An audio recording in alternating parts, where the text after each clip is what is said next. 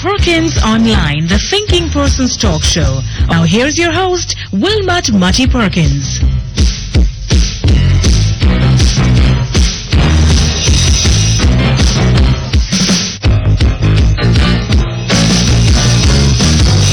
Some years later in 1838.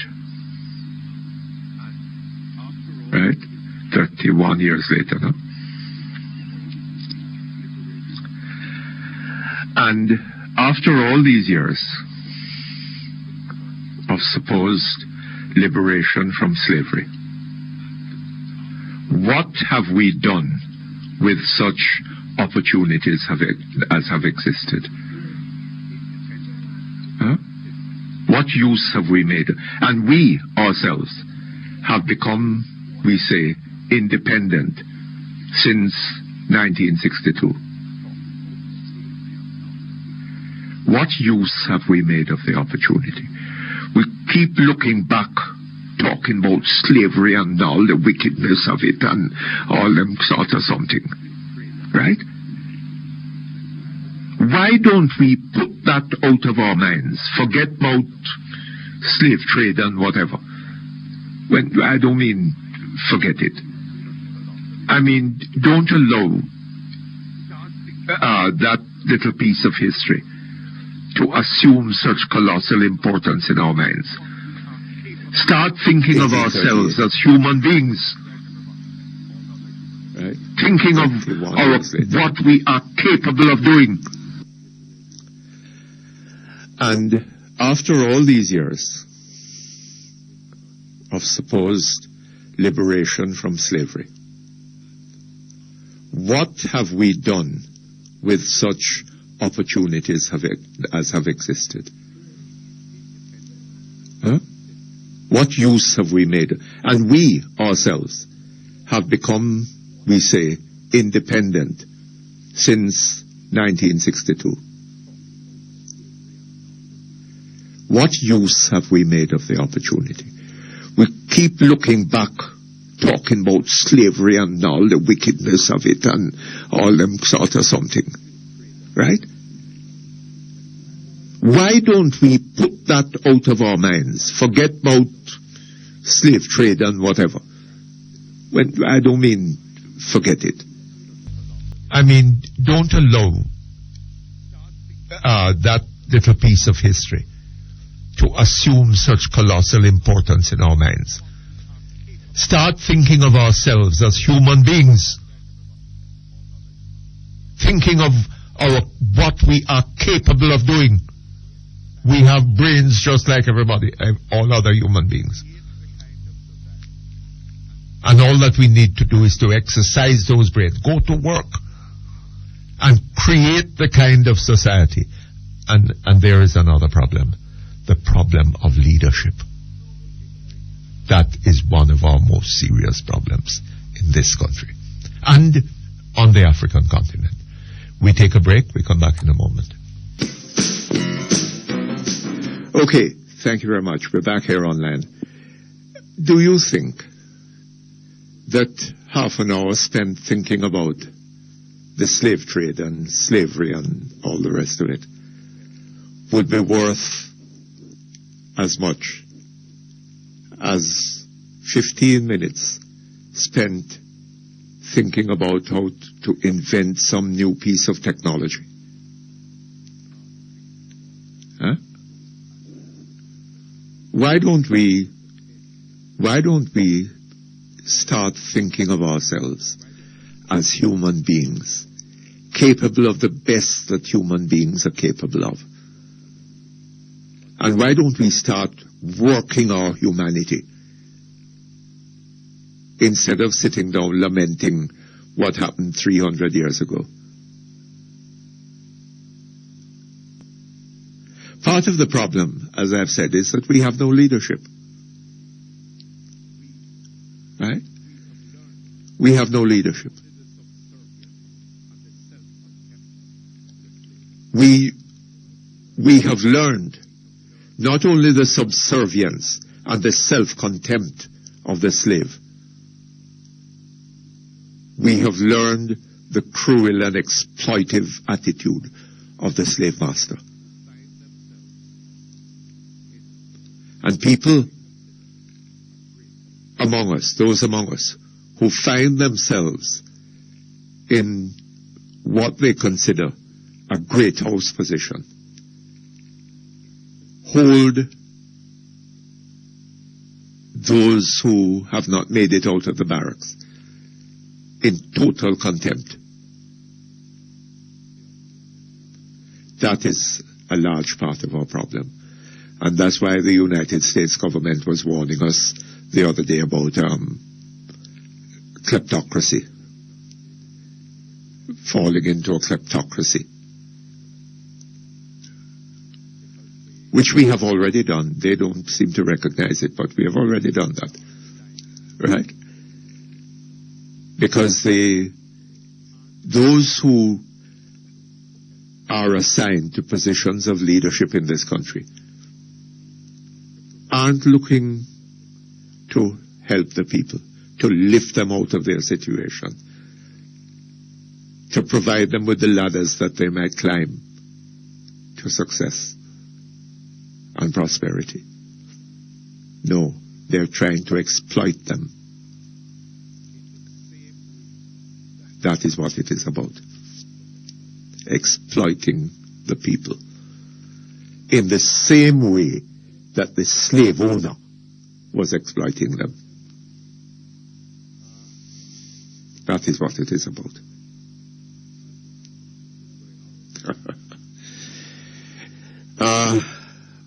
My friend Professor Nettleford is going off. He'll be addressing the United Nations on the slavery matter.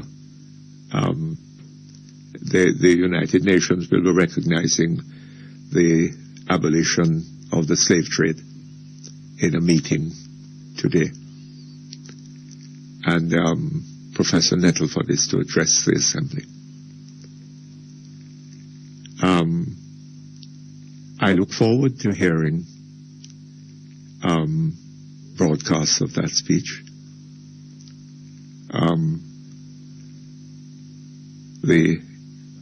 All over the world, people are recognized by the language they speak. The English by their English, the French by their French, the Italians, the Spaniards, the Jamaicans by their Jamaicans. Respect, Miss Liu. R-E-S-P-E-C-K. I wonder what language, I wonder what language Professor Nettleford will be speaking to the United Nations in today.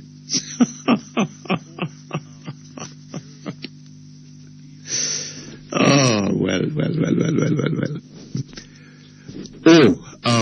Here, Sister P was cutting the ribbon to open something at the Montego Bay Airport, the Donald Sangster Airport, yesterday. And she had some fascinating things to say. Listen to this. Prime Minister Portia Miller says nothing can stop Jamaica from becoming a developed country in not long a time from now if the opposition provides her with support. The Prime Minister was speaking at the official opening of new facilities at the Donald Sangster International Airport in Montego Bay yesterday. Another new facility officially opened at the Sangster International Airport. For Prime Minister Portia Miller, over $250 million in airport modernization is an indicator of the developments taking place in the economy. And she is challenging the opposition Jamaica Labour Party to collaborate with her to make Jamaica a developed country. If opposition ever join hands with Portia, you see, and with my vision, help to move this thing, nothing can stop Jamaica from becoming, not long from now, from moving from a developing status to a developed status. That's where all of us should unite and work to get to. All these developments serve to indicate, ladies and gentlemen, that Jamaica is moving ahead in terms of its development planning. And this driver do not intend to stop at all. This driver do not intend to stop at all. Obviously, the Prime Minister has a little problem with the English language. But, but you know, let me tell you something. The People's National Party over the last 18 years has been full of promises. Every time they open their mouth almost, some promise emerges from it. I keep reminding you that some years ago, in 1996, they came up with a new industrial plan that was going to bring about 6% per annum average growth. Every year, the GDP was going to grow an average of 6%. By 2010,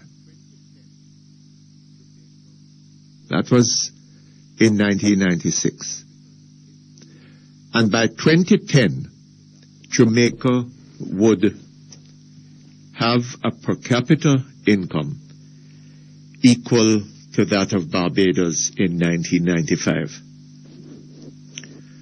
Well, I'm not sure that the economy has grown cumulatively. I'm not sure that it has grown cumulatively 6% since 1996. And there's no question of it having the per capita income that Barbados had in 1995. Right? Then, I seem to remember that Mr. K.D. Knight,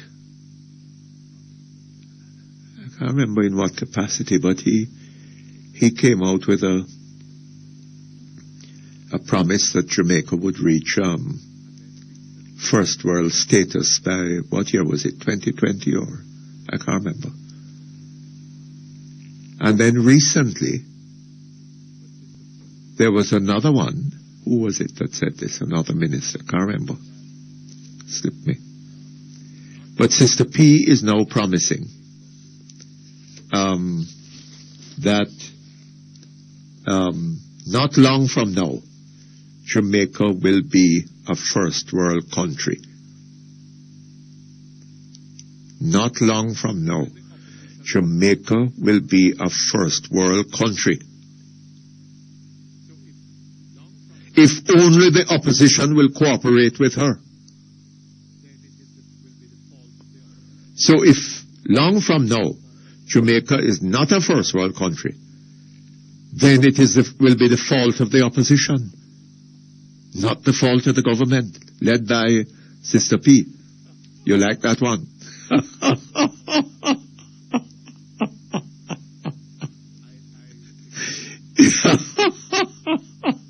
Oh, how absolutely wonderful.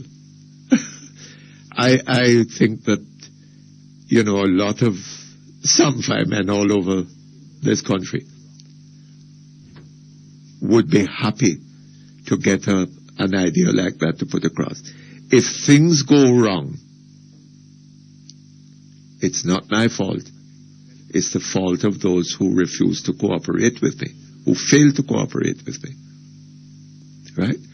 And she's telling us about the vision that Portia has.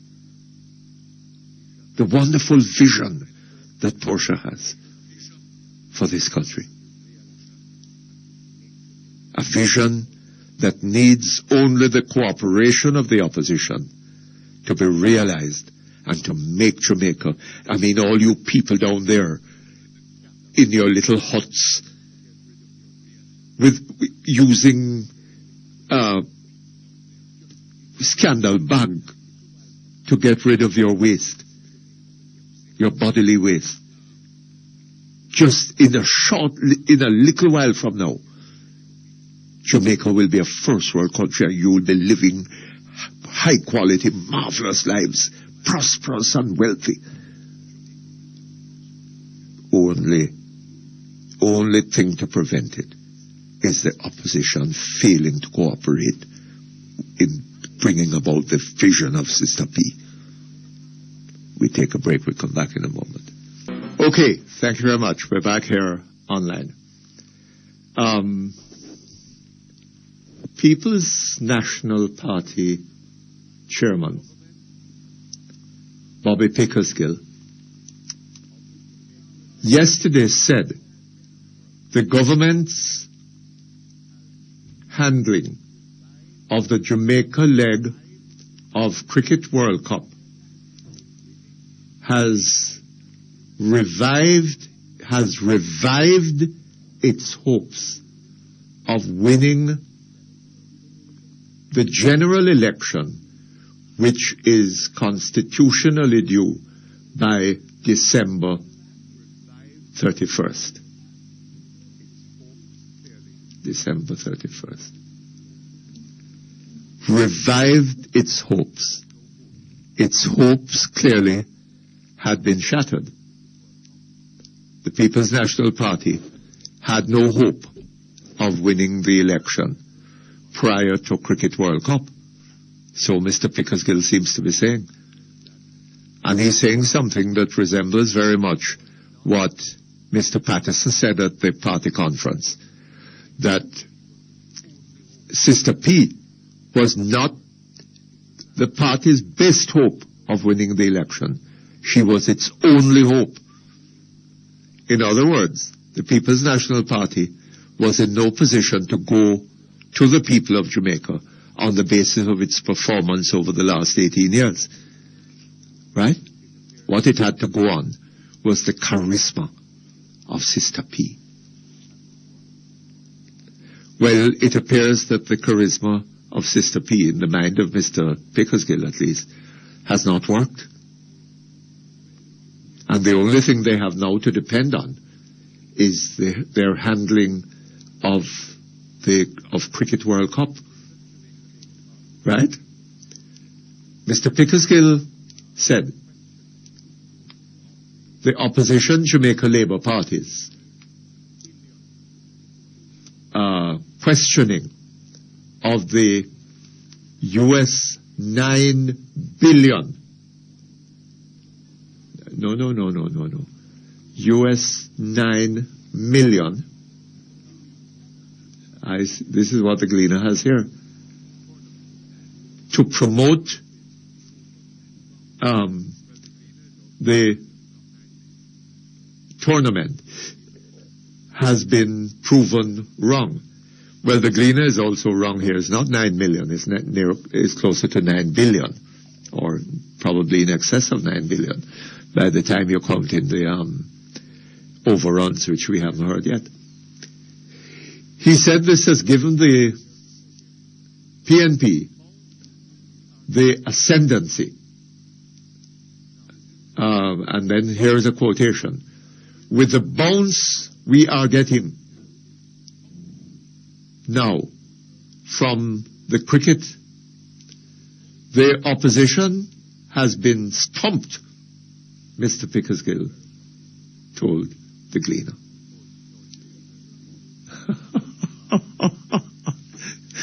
This is very funny, you know. This came out, in the Gleaner this morning.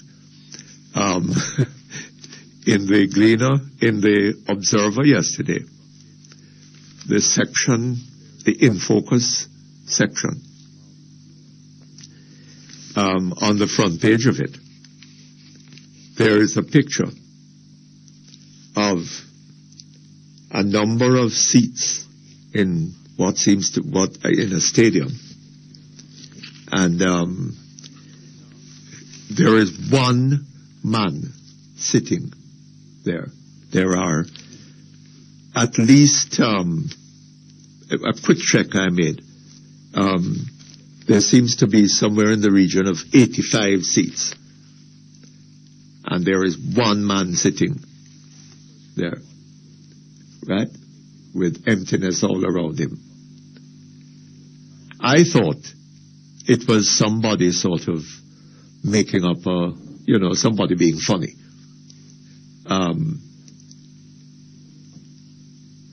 But when I read the caption, it said, a lone spectator is surrounded by empty seats at the ICC CWC match between Zimbabwe and Pakistan at Sabina Park on Wednesday, March 21st. So this was a match between Zimbabwe and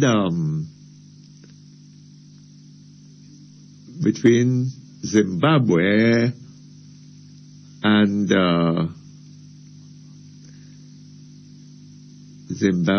and Pakistan at Sabina Park on March 21st. And 80-odd seats lined up there. And one spectator sitting down looking at the match. That sounds like a very successful. Then there was the expectation that tourists, an abundance of visitors were going to be coming in from the cricketing countries and even from North America, Canada, the United States, Britain, all over the world, Australia, Pakistan, India, New Zealand, and all the rest of them, to come and see this Cricket World Cup that we were putting on here. It doesn't seem as if anything of the sort has happened. And we now hear that people who bought tickets for the remaining matches are busy trying to sell them at prices, bought at somewhere in the region of $75, and they're now offering them for 20. Right? And further on up the line. It does not seem that this Cricket World Cup has been anything remotely resembling a success, having regard to the objectives that the government seemed to have set for itself. It has been, from their point of view, from the expectations that they promoted, all the visitors that were coming and what it was going to do for tourism in the future and all this kind of thing. This seems to be a colossal failure. And then we have had the great misfortune to have the Pakistani cricket coach murdered here in Jamaica. The misfortune of his murder is one thing. The misfortune of the confusion with which the Jamaican professionals have approached it is quite another. And an autopsy was done. We were told that it was inconclusive. Then we were told within 24 hours that it was, what was the word used? It was suspicious, right? And then we were told that the man had been murdered, right? And no explanation of how it is that, having regard to how he was said to have been murdered, how the pathologists had failed to recognize this almost instantly. And every doctor that I have heard speaking on the subject, pathologists included, seem to have agreed on that. And then we hear, one of the things that this Cricket World Cup has brought out is the contempt in which Jamaicans are held by their leaders. The roads in Jamaica, we take a break.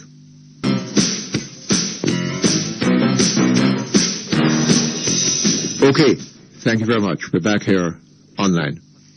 Now, I was talking about I'm sorry to be taking up so much time chatting, but the contempt that our political leaders have for us here, or our leaders have for us here in Jamaica. Right? Mr. Wilmot has been murdered. And we are talking about, we are hearing about plans for a very quick bringing of the matter before the coroner's court. Right? We should not be surprised if within a matter of a couple of weeks, from the way that from the talk that is going on, if the court is convened to hear the evidence on this matter in a very short time. And that is what the law requires. But that is not what happens when ordinary Jamaicans die in suspicious circumstances in this country.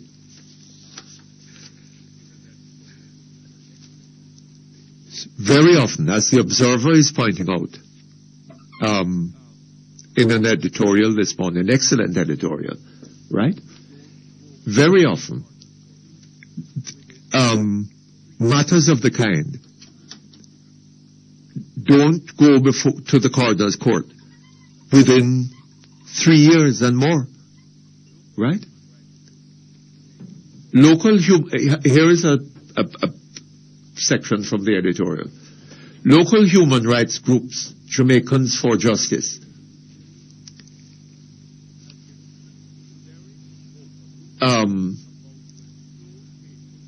in particular, has been very vocal about the slow pace of the coroner's court. We remember very word spoiled by pen ink mark. One of the cases which JFJ has shown special interest, that of Mr.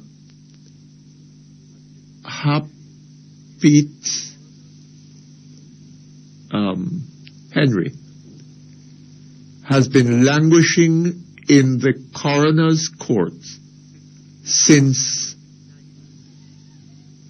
1998. Since 1998, when Mr. Henry was shot dead by a policeman who had opened fire on a crowd at the National Stadium. You remember that? Policeman opened fire on people sitting in a stand, a section of the stand at the National Stadium in 1998. Right? If it goes a little longer, it will be 10 years. Right? At the end of this year, coming to next year, into next year. It will be almost 10 years, if not more. I don't know the exact date. Right? But that is not untypical when it comes to Jamaicans. And but, of course, Mr. Wilmot has to be treated differently. And it is only showing up. And, of course, it goes right across the board. Roads on which the people were expected to drive coming in from Montego Bay to watch cricket match at Sabina. Those roads had to be fixed. Right? Jamaicans all over the country have been complaining about roads for years. Nothing done. Hospitals that were satisfactory for Jamaicans had to be upgraded for the visitors. Right? And Mr. Pickersgill thinks that on the basis of that performance,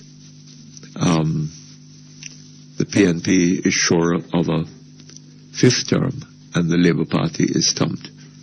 Well, that is a view that he holds of the people of Jamaica. Okay, there are one or two other matters that I could speak about, but let's go to our callers now. We've been keeping them waiting for too long. Hello? Hello? Hello, good morning. They seem to have gone to sleep. What a bore. Hello? Hello, morning. Hello. Yes, good afternoon. Good morning to you. Good morning, how are you? I'm fine, how are you? I'm not quite bad. You know, I'm calling to get your opinion on the whole staging of the Cricket World Cup at this particular point in time in the history of Jamaica. I want to find out if it is that you are of the opinion that this is something that we should have done at this time, given the costs that are associated with it. Well, you know, Mom, I don't really... Look here, I have no objection to cricket, right? But you are, well, the question that you ask is an important question, right? Right. Government should be thinking in terms of priorities. Mm-hmm. If a government has $9 billion, it has to consider whether it should be spending those $9 million to prepare for Cricket World Cup, or spending them to make life better for the people of Jamaica, the taxpayers of Jamaica, right, who are going to be facing that cost. And why is it that hospitals could have been in the state that they were in, right? Mm-hmm. And when Cricket World Cup coming up, they find money to fix it, to make it acceptable to the visitors. I wonder if there's some kind of secret stash somewhere that they can just draw on for occasions like these. I beg your pardon? I'm saying I'm wondering if there's some kind of secret stash that they have somewhere that they can draw on for occasions like these. But let me give you a background as to why I'm asking the question that I just asked. Yeah. I'm from Montego Bay. On Saturday, I was lucky enough to go into the flankers area. And I met this little girl. She was 8 years old. She has never been to school. I beg your pardon? Never been to school. She cannot read, she cannot write. Oh my God. She has never been to school. Yes. She lives in this little one room. I don't want to call it a house, but she lives in this, right, with 7 other people. Her mother can afford to send, there are 6 children, 2 adults. Mother can afford to send 2 to school. And unfortunately for her, she's now one of those 2. So she stays home, roams the area on a daily basis, and that really is her existence. You know, and I am thinking, I mean, if you know Montego Bay... You know how sad that is? I'm telling you. If you know Montego Bay, you know that Flankers is like about half an hour from the airport, if so much. And I am wondering how can such abject poverty exist in conjunction with the booming tourism industry that I can't figure it out. Which booming tourism industry? Well, that is what Mrs. Asamba would have us believe. I'm going off her word. that is what she wants us to believe.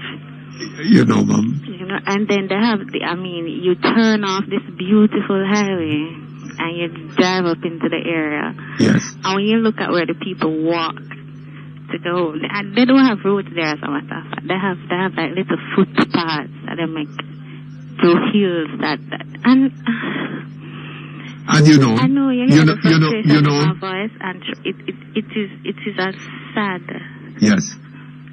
sad situation. But you know what is painful?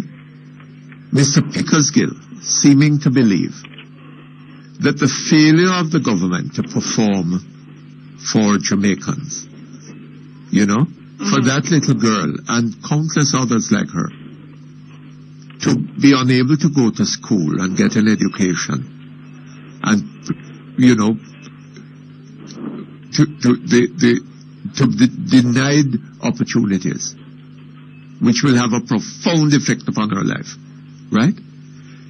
That is fine, as long as we can get Cricket World Cup going. And I mean, the people of Jamaica, of course, the opposition has no chance, because Cricket World Cup is going to, you know. and I am wondering... Hold on just a moment for me. Okay, thank you very much. We're back here online. Yes, sir. There was something else that I wanted to speak to you about as it regards this whole NIS thing and the statement by the Prime Minister that there is a surplus in the fund. That there is a what? Surplus in the fund. I wanted to find out if you had any idea at all as to how she arrived at determining that, you know, how she came to draw that conclusion. Well, there is a surplus in the sense of a mathematical surplus. Yes, the fund accumulating. But I would want to think that... But when you consider what pensioners are getting, it would seem to me that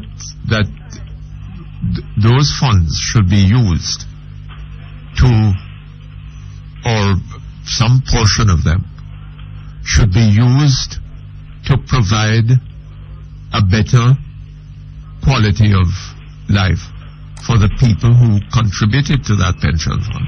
You know what upsets me about the whole thing? This whole bandwagon that she has created for herself as it regards championing the cause of the poor. If I am in her position, there's a fund such as the NIS, there's a surplus in it. The first thing that I would want to know is it doing what it is supposed to do? Yes. How come it is that there is a surplus? Is it that it is not reaching the individuals that it needs to reach?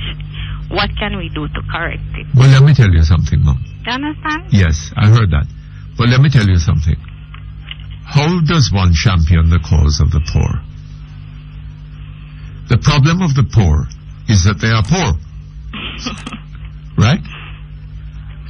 To give the poor the opportunity of a better life requires that opportunities be created whereby they can earn better incomes than they have at the moment. Right? Yeah, exactly. Where they can be better trained, right? And there are jobs out there waiting. There's a demand for their labor. A large part of the problem in Jamaica today is that there is no demand for the labor of large numbers of Jamaicans. That is one problem. Right? And I think another problem is that the labor that we have is substandard. Because that is quite true. A lot of these schools that we have that crop up, they don't teach individuals what they need to teach. Quite true. So what we need is better educational and training opportunities, right? A better discipline to create a workforce that people will want to come here and a better to employ. role model from central government. Absolutely. And that is what they are not getting. Right. And then I can't. And when you see companies like what's the name of that one down in Hanover? Fiesta. Eh? Fiesta, Grupo Pinero. No, it was a recent company that a recent departure, right? And we've been having these departures all through the. Jockey. Eh? Jockey, yes. When you see companies like that moving out of Jamaica in that way, right? Mm-hmm. This does not give you much to hope for in the future.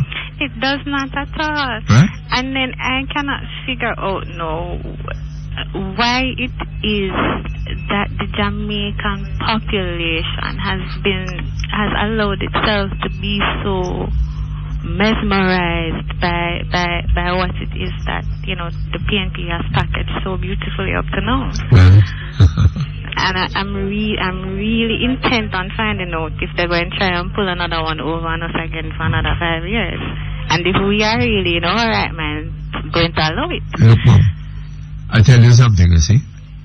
I would love to be in a position to think that the People's National Party has a plan, that Sister P has a vision for this country. Right? A worthwhile vision. A wonderful vision. Can I tell you right? that you are a little bit more optimistic than I am? No, I would love to be able to think that. Right? I'm in no position to think so at the moment. Right? And the more I think about it, the less I am left thinking that that is any part of the party's intention. And you know what they want is to be returned to power. Exactly. What infuriates me as well is the arrogance with which they go about the whole thing. They do all of this foolishness and then expect that because they are who they say they are, that as Jamaicans will just going to have to swallow it lock, stock and barrel. Well, it is one of the legacies of slavery, right? I mean, that we have no respect for the people of Jamaica. The people of Jamaica have no respect for themselves to begin with, right? Or they would not tolerate the kind of government that they have had over years. A couple of years ago, I heard Mr. Seaga saying something about introducing character-based education into the school curriculum. And a lot of individuals laughed at him and thought he was a loony. But I have lived to see the day, I'm just 22 years old, but I've lived to see the day now when his words are coming back to haunt a lot of us. Because a lot of what is wrong with us is an absence of that kind of a training that allows us to think of ourselves as Jamaicans first, and then political individuals, that way second or third. And I'm thinking if we had done that at the time, at least we would have had a little hope for this generation that's coming up. But I do envision it changing anytime soon. Yes. And that is the sad part about it. Yes. I'm 22. The only thing that's keeping me here is stories like that little girl in Flankers on Saturday. Yes. I'm thinking if all of us leave, then anyway, Cricket World Cup will make up for really all of it. Spending $8 billion on a stadium that we use for one night is going to fix everything. It's going to make everything better. Okay, then. that is one way. Cricket World Cup is the solution. That really is one way. And you see, they have been so masterful at the whole thing. They are using this whole thing as this Cricket World Cup thing as one big political advertisement.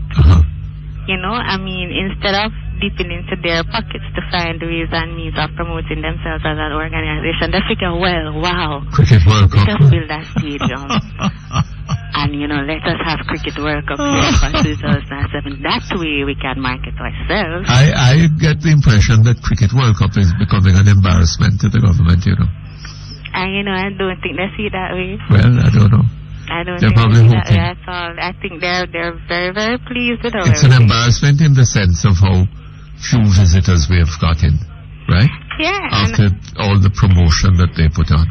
And I hear that Greenfield is going to cost them $2 million per month to A maintain. month to maintain. And I want to know where the hell we as Americans can get that money What from. do you mean? You're going to grow yam.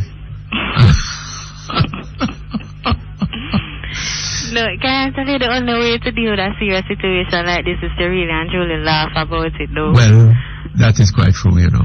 Because if not, you're going to go mad. If you allow it to get to you, you're going to burst a blood vessel. Yes. But I really hope, though, that for 2007, we wake up as Jamaicans. It can't continue. That's the bottom line of the situation. It can't. Well, Mom, it has to do with what we think of ourselves, you know? And you see, I still believe that the Jamaica Labour Party needs to get its act together and fix everything.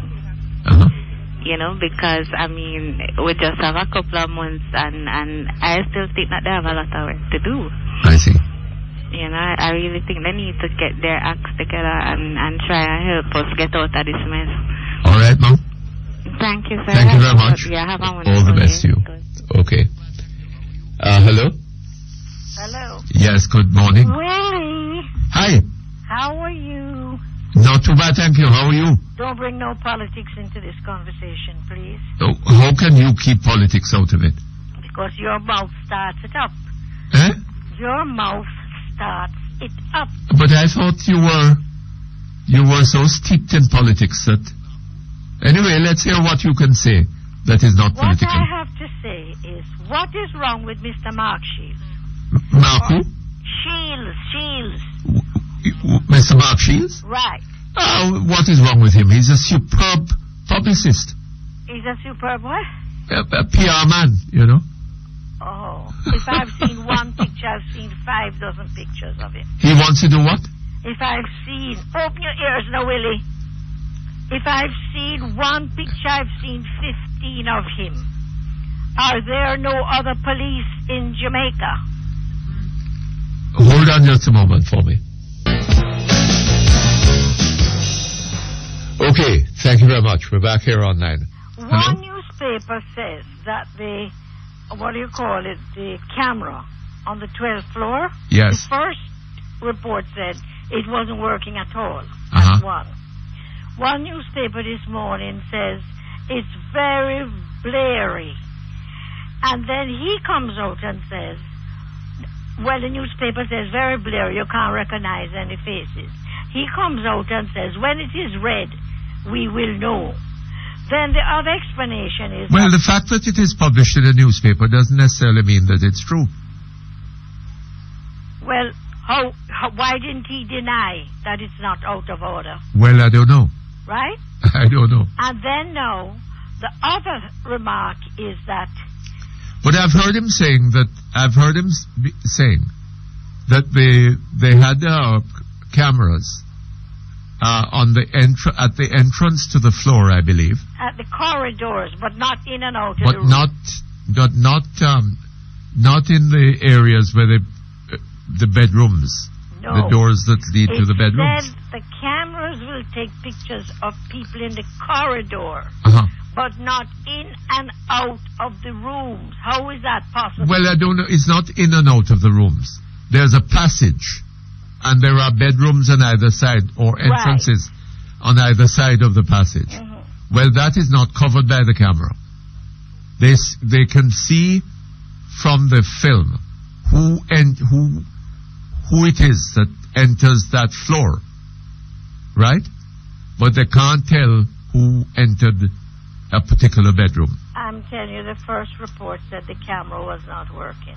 Well, I didn't hear that. These are the second and third this morning. But right? don't you know, Mum, that our police in this country are not very efficient at solving murders, are they?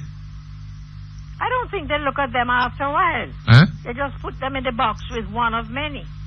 But this one they will try to solve.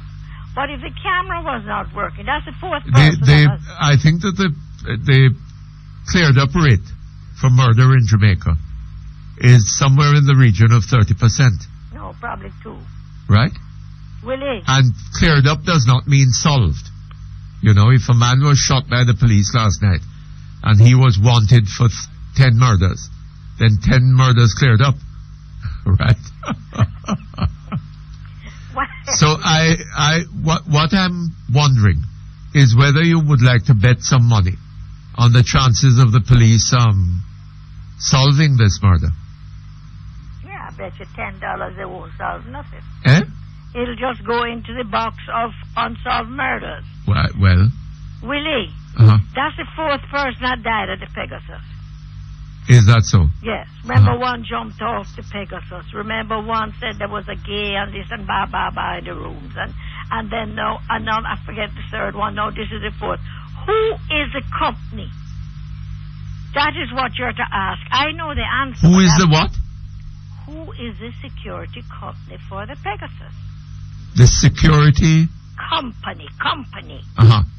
That takes care of the Pegasus security. Well, Mama, my understanding is that it was not just a security company. I gather that the police were involved and all this kind of thing. That they were then how 4 people extraordinary died arrangements. Well, then how 4 people died there? No, 4 people have died. I don't know about 4 people dying. I remember 4 what is murders. it? 2. You know that. What? One was a man jump out in room on the terrace down below when they couldn't solve that. But that is not a murder. One was some gay person with a big... But that is not a murder.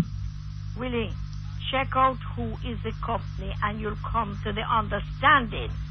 A friend of a friend of a friend. Hold on, Mom. You mentioned a man jumping out of a window. Man or woman, I don't Yes, that is not a murder. Whether it is a murder or not. And there's no security company can prevent that happening. I'm just telling you the bad luck of this. The Indians did not want to stay in that hotel. Why you think so? I am told they did not. But you they have were all induced to stay the there. fact that you are told so doesn't necessarily mean it's true. Well, I'm telling you, they were induced by one of the headmen. Well, this is the first time that I'm hearing anything of the sort. Well, I'm hearing it all over. And I can't imagine why they should have not wanted to stay in that hotel. Because they were induced by the headman that has big shares in there that you don't know about, right? That was the head of one of our companies, right? Who looks like them himself. They wanted to go to the country and enjoy the sea like the others. But they were induced to stay at the Pegasus, right? Now we hear the thing isn't working. The problem is not with he who knows and knows not that he knows, you know.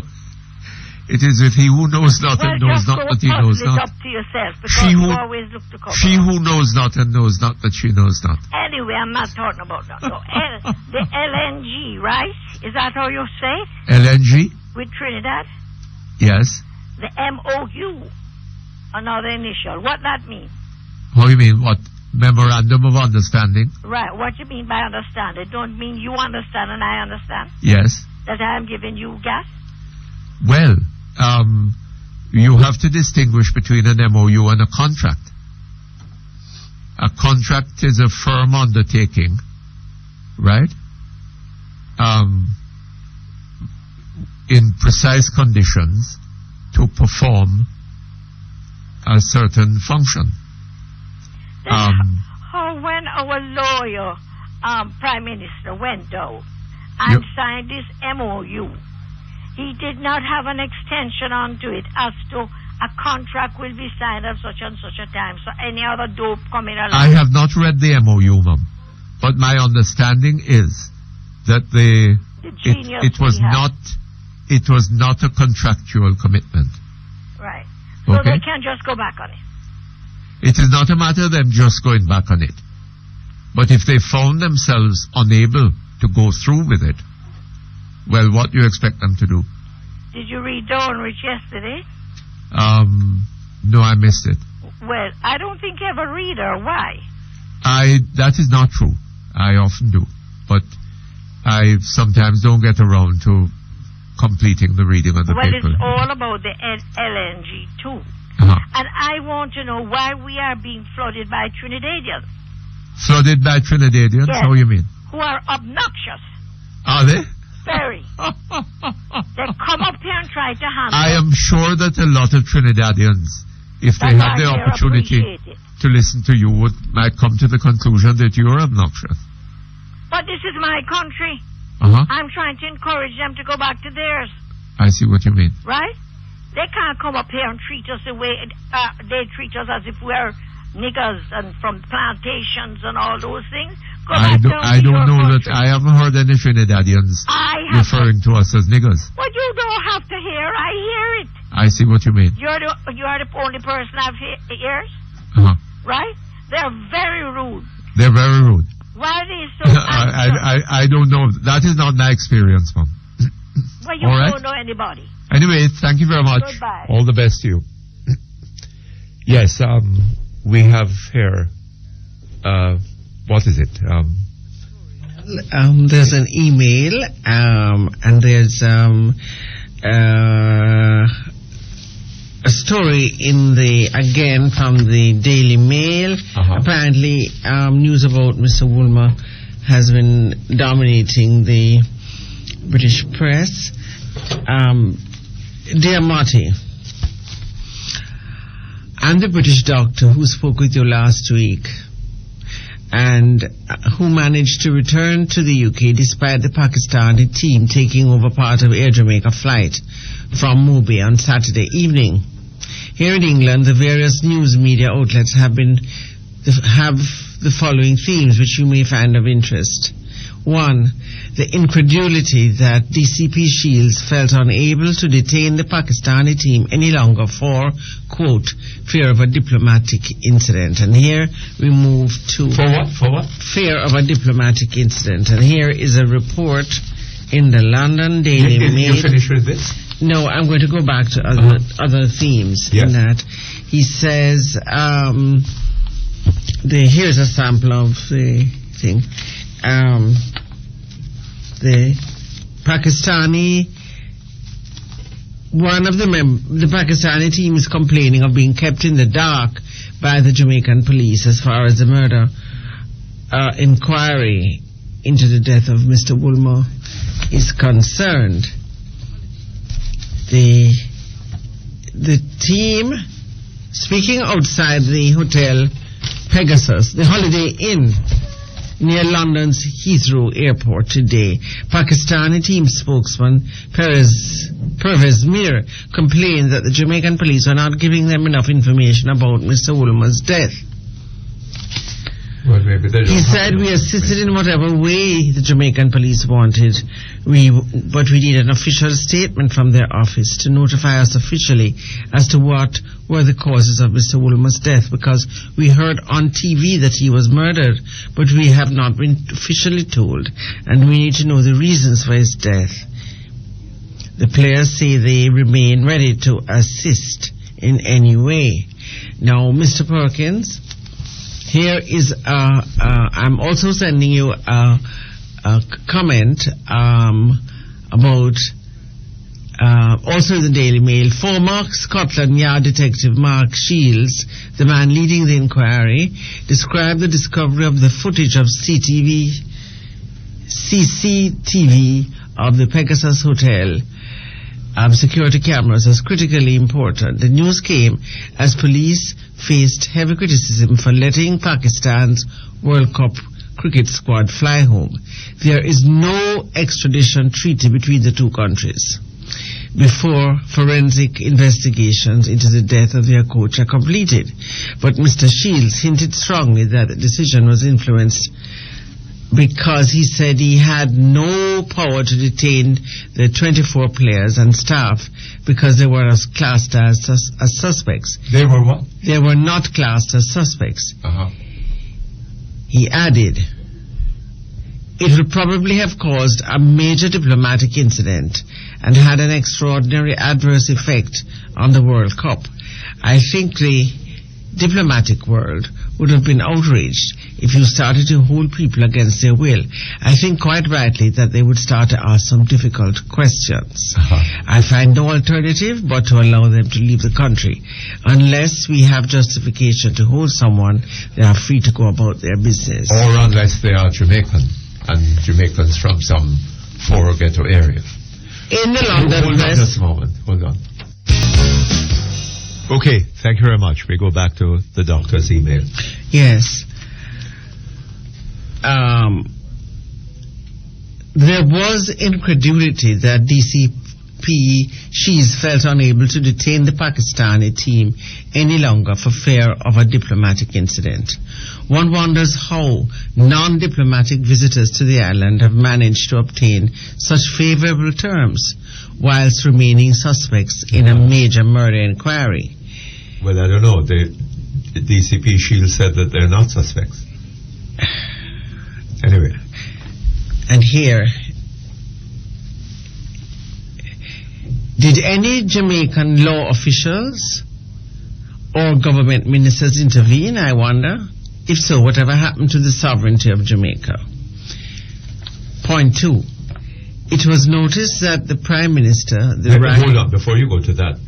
Let us recognize that had they been Jamaicans from Tivoli or some such place, they could have been all locked up and held for as long as it took to determine whether they had any connection with it or not. I mean, this has happened over and over in Jamaica. It was noticed that the Prime Minister, the Right Honourable Portia Simpson Miller, chose to give an address to a church close to the Pegasus Hotel, but failed to make any comment about the ongoing investigation. Whilst serving minister cannot comment about the specifics of an ongoing homicide inquiry where no arrests have been made, there has been dismay expressed that the PM failed to underline the determination of the Jamaican authorities to bring Bob Woolmer's murderers to justice. The news that CCTV footage is available and is currently being pored over by the police was welcomed, but it was noted that the Pakistani team and officials are due to leave London on Tuesday, and the opportunity to question any of these individuals further would prove extremely difficult. One only hopes that an extradition treaty exists between the two countries, given the concerns above and his name. But there's no extradition treaty, as the Daily Mail story pointed out. Well, in fairness, if the police have no evidence against any one of those players, then I don't know on what basis they could detain them in Jamaica. In the same way that I don't know on what basis they're able to detain people from Tivoli and other such areas. Okay. Hello? Hello? Hello? Good morning, Mr. Perkins. Good morning to you, sir. Anyhow, I noticed the World Cup reaching its final stages.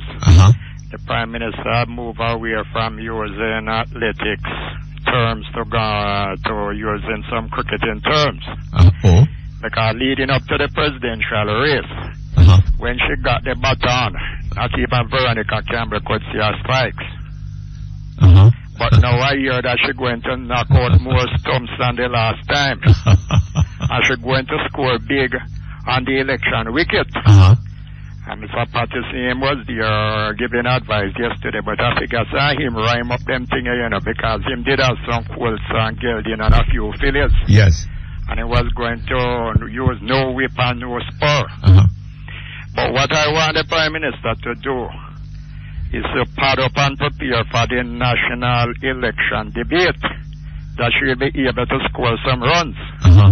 Because when they questioned her not too long ago pertaining to debate, she said she was going to talk to the media and dodge from the question that was posed. Because you remember leading up to the presidential race when she dodged from the debate with the other contestants, she said that she had some business abroad. But here's a saying, you can run, but you can hide. So she can go up and down and give all kind of jokes. She better prepare for the debate so that the people of this country will be able to see her better. Because she has said that she don't read newspaper, she don't listen to the news. And that wasn't setting a good example for the children in school, because the children don't read and they are not going to learn. But you don't think that the government is going to get a lot of boost from the Cricket World Cup? No, but you see, Mr. Pickers Gill confirm what I've been saying all along, you know. Because I told you, because Mr. Pickers Gill say the bounce that they're getting from the wicket, the opposition has been stumped. But you see, it must be spin the bowling. Why the wicketkeeper able to stump the batsman? But we are going to put down some bouncers upon them. You hear some in swingers and some out swingers. They're going to have a lot of difficulty coping. I see. Not even, I don't know what kind of jungle Mr. Pickers Gill will be batting in order to be able to score runs whenever the election is called. Because the PNP batting for 18 years. Well, I don't know. I found strange about his statement the fact that he seems to have been of the view that the Cricket World Cup had resuscitated the PNP's hopes. Yeah. In other words, they had lost hope. And now, with the staging of the World Cup and the success that they regard it with a whole heap of empty seats out there and things of the sort. The Jamaican people are going to support them and give them the fifth term. On the basis of their staging of the World Cup. Their staging of Cricket World Cup. I'm not considering the $9 billion that have been spent that the Jamaican people will have to pay through them nose. Well. Because you remember I told you that they use World Cup football and get third term, you know. I told you some time back. Because when the people were in the U4 of Jamaica qualifying for the World Cup, they spent $9 million Jamaican when the dollar was 36 to 1, $250,000 US dollar to buy an inflated ball that they put in a storehouse in the corporate era, say it was to boost tourism. Where is that ball now, you know? The ball supposed to be in a storeroom in a Kingston, CNW. You know how much things you could do with $9 million today? Well, that could even help to pay some of the school fees, you know, because you hear what Mr. Danny Williams say? Who is a big PNP man from down in the 70s. Him say $8,000 is nothing in order to pay school fees per year, so the government must remove the subsidy and double it. But you, me, and others, including Mr. Danny Williams, have access to education, which was, although not fully free, but it didn't cost much. But they are depriving poor people's children of education. Because with all the overrun, mismanagement and corruption under this government, I have never heard Mr. Danny Williams come out and speak against it, you know.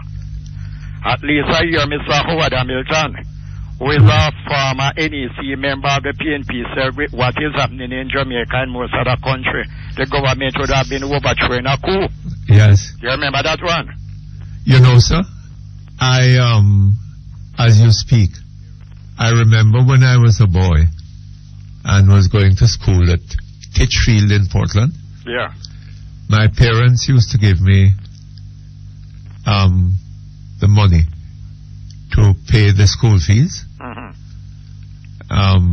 the collectorate in Port Antonio.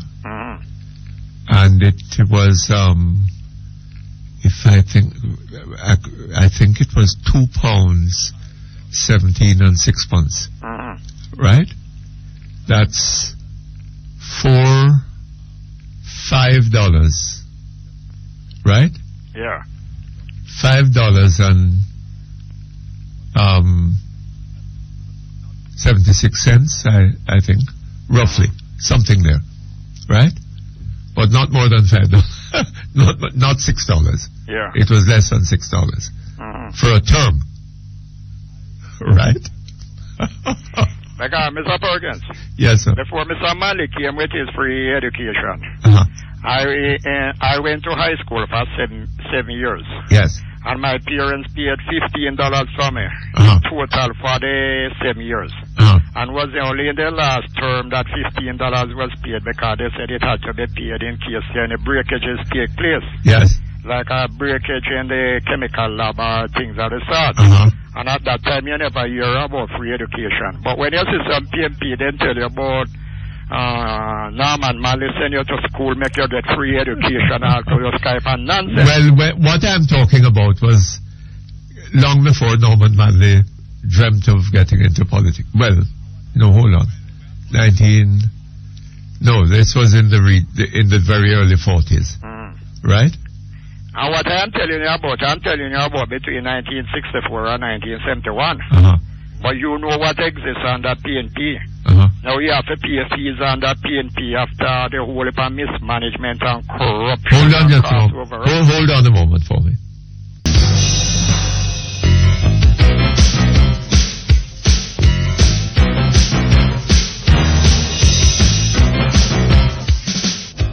Okay, thank you very much. Back on line. Yes, Mr. Perkins. You know that about a week ago, last couple of weeks, the price of fertilizer has increased twice in 3 weeks. Is that so? Yeah, man, and they say within another 3 weeks, they expect another increase. Because right now, a bag of fertilizer is over $2,000. So what they do, though, if a bag of fertilizer was 112 pounds, they bill some now 56 pounds so that the people buy half bag for a bag. But when a farmer, small farmer, has to pay towards exorbitant increase in fertilizer price, because when this government came into power, a bag of fertilizer was $50. Today it's over $2,000. How will that farmer be able to pay a double school fee? Well, look here, sir. Yeah. Are you blaming the government for the increase in fertilizer price? Of course. Why? Because you see, when the dollar devalue, your electricity rate go up and it increase the production cost in order to build the fertilizer, so you need better management of the economy. So sliding dollar takes you in every year, you know. Yes. So when them was running with it and mash up the economy, if you sow wind, you are going to reap whirlwind, you are not going to reap manna. And that is what is happened to the Jamaican people who have voted blindly for the People's National Party and said, well, they're saying that they're bringing inflation under control, aren't they? Bring it under control and things keep on rising, and the few commodities that they use in terms of the basic food basket is not a true reflection as to the level of inflation and increased cost of living that exists. You must listen to experts like Mr. Greenspan, you know. Mr. Greenspan? Or maybe Mr. Greenspan is getting the bounce from the wicket too. All right, thank you very much. Mr. Perkins, finally, you know that you have one ex-donkey man out there. Donkey man? Yeah. Oh? You remember the one that was going to kick the man in his socks when the man allowed for wicked man? Then for your friend, I went to a place last week and they say your friend promised them 80 donkeys from last year up to now. They can't hear from him. Oh, is that so? That is Mr. Roger Clark. Is that so? Yeah, man, at a place named Douglas Castle. But I hear him come to an agricultural JS meeting in my area and say you can take out your cellular and call the yam farmer in Douglas Castle and tell him that there is a ready-made market out here, so all they have to do is produce. So why never call back the farmers them there and tell them what is the position pertaining to the 80 donkeys? 80 donkeys? Yeah, man, the man saying going to give them 80 donkeys to take out your produce out of the end part of the district, which is bad, well, maybe, to carry it onto the main road. Maybe he's just having difficulty getting them. Yeah, difficulty getting the donkey. Some of them I shouldn't have thought it an easy matter getting 80 donkeys. I don't think it's difficult because remember the farmer governor general, he gets some buffalo from Cuba too. All right, so thank you very much. Okay. Hello? Hello? Yes, good morning. Good morning, Mr. Perkins. How are you? Well, I'm okay, listening to you and everything. But what I'm talking about is the slavery thing. Yes. I see all what's going on in the country, the World Cup and with cricket and so on. You can't have hopes. If you're going to do anything, you can't guarantee that thing's going to be well with it. You always believe in that. Yes. You can't just say it's going to happen. You don't know how things going to go, whether it's going to be successful or what. So sometimes you can't put too much money and your effort into something. But hold on a little bit. You can't? You can't put too much money into it, Mrs. Spirit, and hoping that thing's going to be alright. Yes. That is how I look at things. You have to make careful calculations. Yes, you have to know to plan it and to guarantee.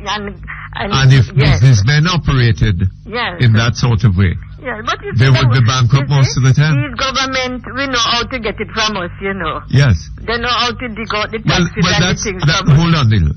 That's the difference between government business and private business. Yes, and private. Because you have to be very careful if you're private. Because you don't have nobody to go to. Yes. But they have us to leak out. If Mr. Leachin makes foolish calculations. Yes.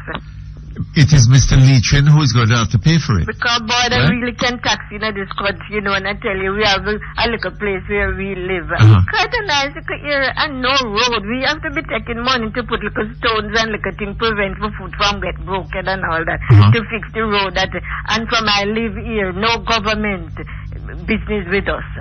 You understand, Mr. Perkins? Yes. So I don't even want to hear them. I don't really even talk about them much. Because, you know, it don't work. What I'm talking about, Mr. Per, is about the slavery thing. Yes. Mr. Per, I'm not telling people not to remember it and know these things would happen. But look how many years, you know. And I say you don't dwell on it so much. Because it's in people's mind and you don't have time to go and look about your life and pick up your life and realize, well, you have a part to play in your life now and look for little opportunities where you can and don't dwell on that. Because while you're dwelling on that, you don't have no time to think about your own life, Mr. Perkins. Yes. Because I leave this country when it was bad too, no work. I come out of high school, nothing was here, and I left and I went to England. And when I go, I see what the Englishman arrange everything. Children couldn't stay at home and don't get to school, as that woman was talking about, that little girl not getting to school. Yes. I didn't see it happen because they come to your doorstep. If you're not, they have systems there to see that the children going to school and learning and have discipline and can read and write. Nothing like that in this country. That don't concern them. So, what I'm saying, even boys, and that is 200 years ago. And when I went to England, I didn't have time about no slave, and me a black, and me this and me that. I got my work, I and the people got on, well, the English people, and I worked alongside with them, and I do my business. Yes. I don't have no time to think about no slavery, because I remember when I was there, they had the series coming down every Sunday and showing you what happened in slavery. But as you hear the television off, I don't have that on my mind. No, not that on my mind, it's gone. So when I went to work the next morning, like the Sunday now, these things come over in the evening, and you go to work, the English would say to you now that you work with, you would say to you, boy, what are we with the wicked? That I mean that, oh, they were wicked.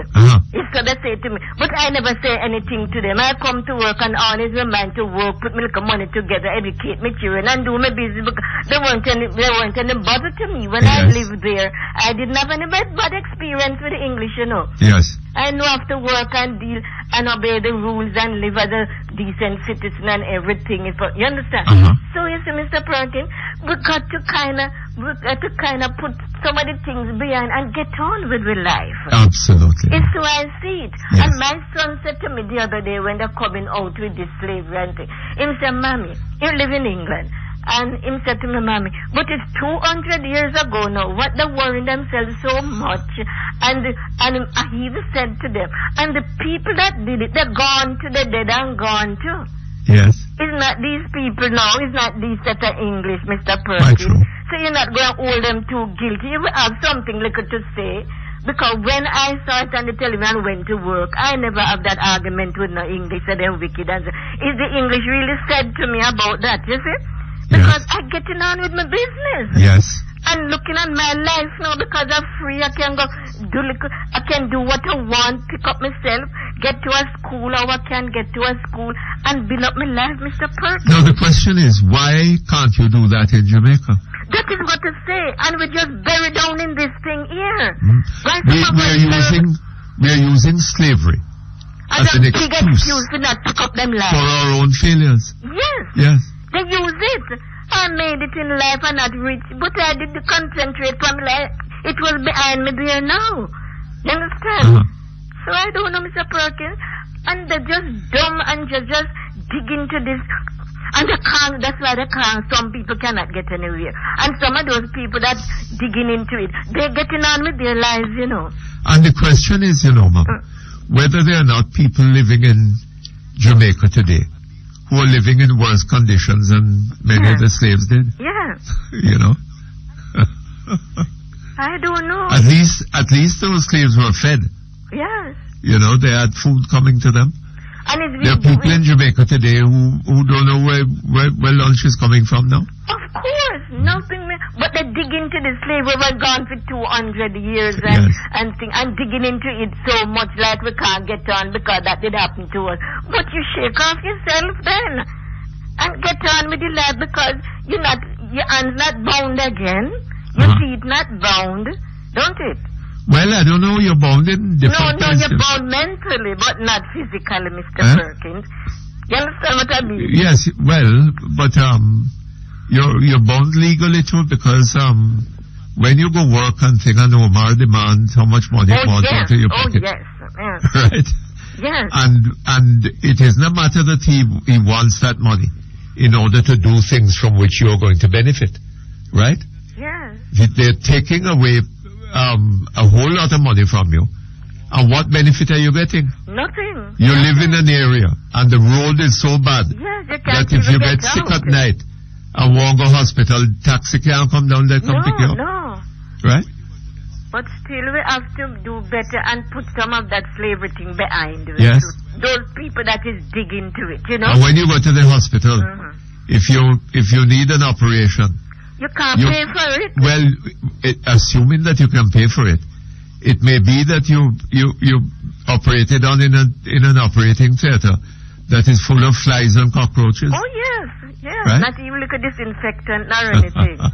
But I can imagine now when April the tax are going to put on the poor and everything. Yes. You see? So Mr. And it's not going to get any better. I don't see it the way they're going. The road that they're going through. It's not going to be better. No, I don't think. Well. So thank you for listening. Okay, Mom. Thank you very much. You too. Okay, hello? We take a break. We come back shortly. Oh, I beg your pardon. I didn't realize that. It's time for the news. We'll be back here in about 20 minutes. Okay, thank you very much. We're back online. I'm sorry to be so late coming back, but I was getting some information about a story that is just been run on the BBC, BBC Radio, about a meeting that has been going on between Pakistani diplomats who are here in Jamaica from Washington and members of the ministry or representatives of the Jamaican Ministry of Foreign Affairs and Defense. I don't know whether they're confusing defense with national security. But they said Foreign Affairs and Defense. And the meeting has been going on, and there is to be a press conference, or there's a press conference called by Mr. Shields to take place at the Pegasus Hotel in about half an hour from now. I wonder what is the bombshell that is going to be bust. Very interesting.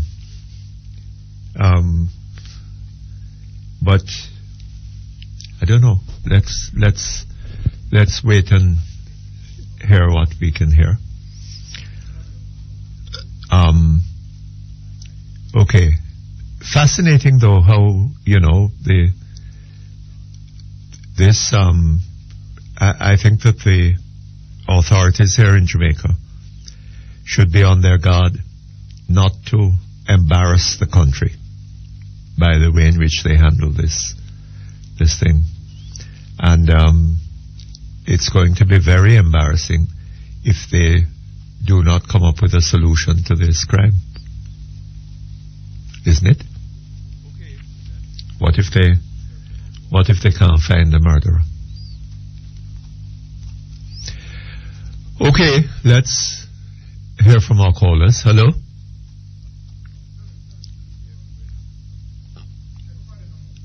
Oh Lord. Everybody has hung up. We're having some problems here with callers. I don't know. Maybe they think we keep them waiting too long. But call back. Call back if you will. The lines are empty now. Let us see what we can get from you. Okay, hello? Hey. Hi. How's everything, my brother? Hi. Wait. What's happening? How's everything, man? Well, not too bad with, and having regard to how things are going in your country. I want to bring you down memory lane. Yes. And see how good is your memory is. Yes. You remember when America invaded Iraq this last time? And every second we have a man they call information minister for Iraq calling these press conference with over 1,000 mic before him. Yes. Telling us across the world how well the Iraq was doing in the war and how much American soldiers have been killed. You remember, Willie? Yes. Last night were you watching TVJ News? Yes, I think I did. But I got a telephone call in the midst. Okay.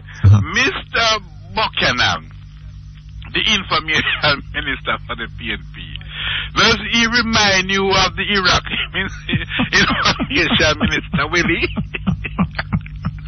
Why do you say that? Well, Willie, believe you me, last night when I saw Mr. Buchanan, I certainly remember, because I was following the Iraq war, and I certainly remember the information minister, and all of a sudden during the war, he just disappeared.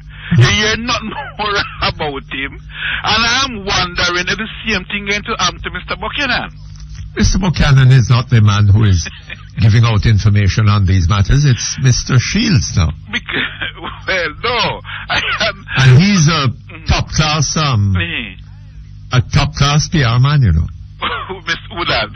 Mr. Shields, they don't come better than he. No, because I listened to Mr. Buchanan last night at the end of the NEC meeting which they have yesterday. They have NEC meeting from Saturday. Yes. And it ended yesterday.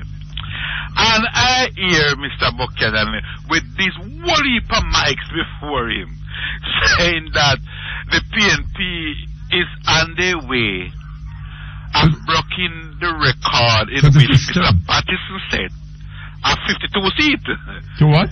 No, he's saying that Mr. Patterson have the record of winning 52 seats. Yes.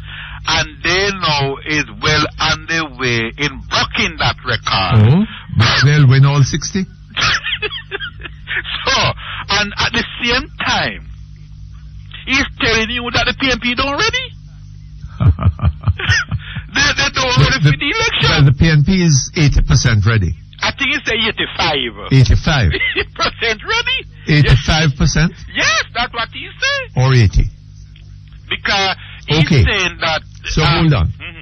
So if they're going to break the record of 52, when they are 100% ready, oh boy, they're going to have more than 60 seats in Parliament? Hold on just a moment.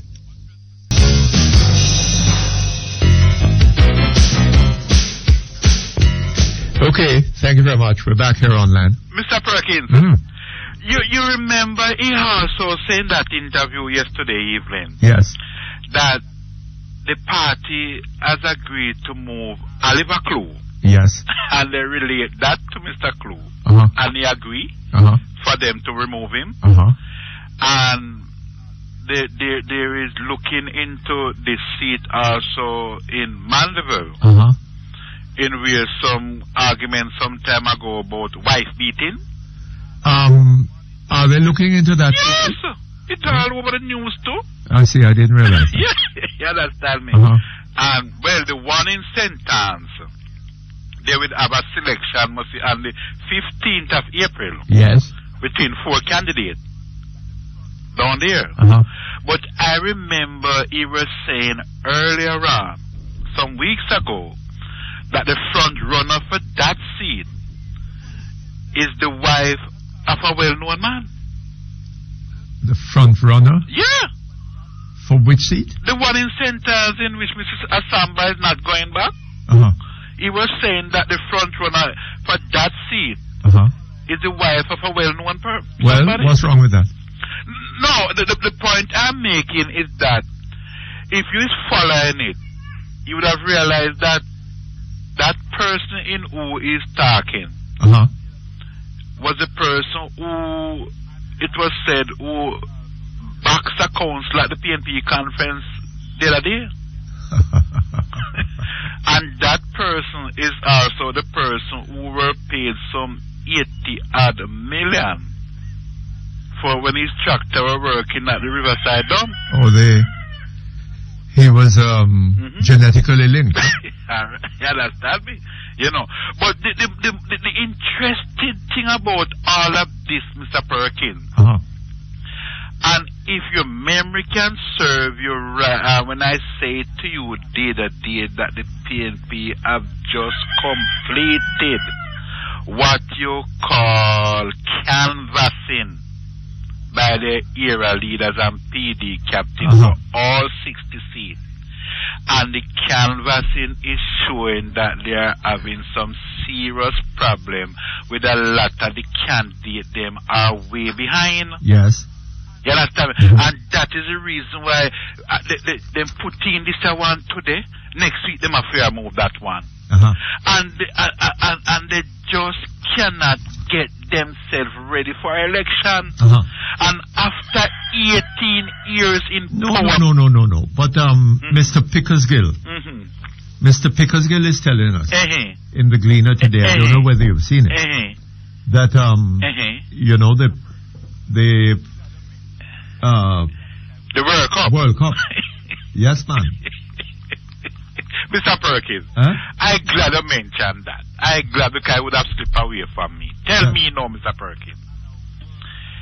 You're in power for 18 years. Yes. And if you have to depend on a World Cup cricket, forgive you the 5th term in which you say it will be the people's time. After you have taken 4 terms for yourself.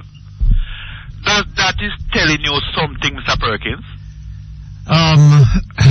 Well, it's telling us that that your handling of World Cup have revived your hopes of winning the 5th term. Right? Well, I don't know.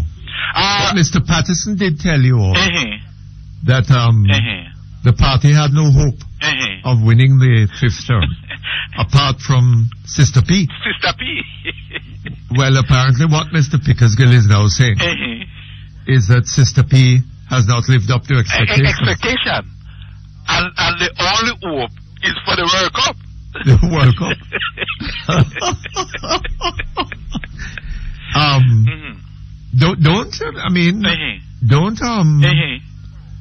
Don't slight what he said, you know. I mean, he may well, Mr. Pickersgill is a man of much political experience.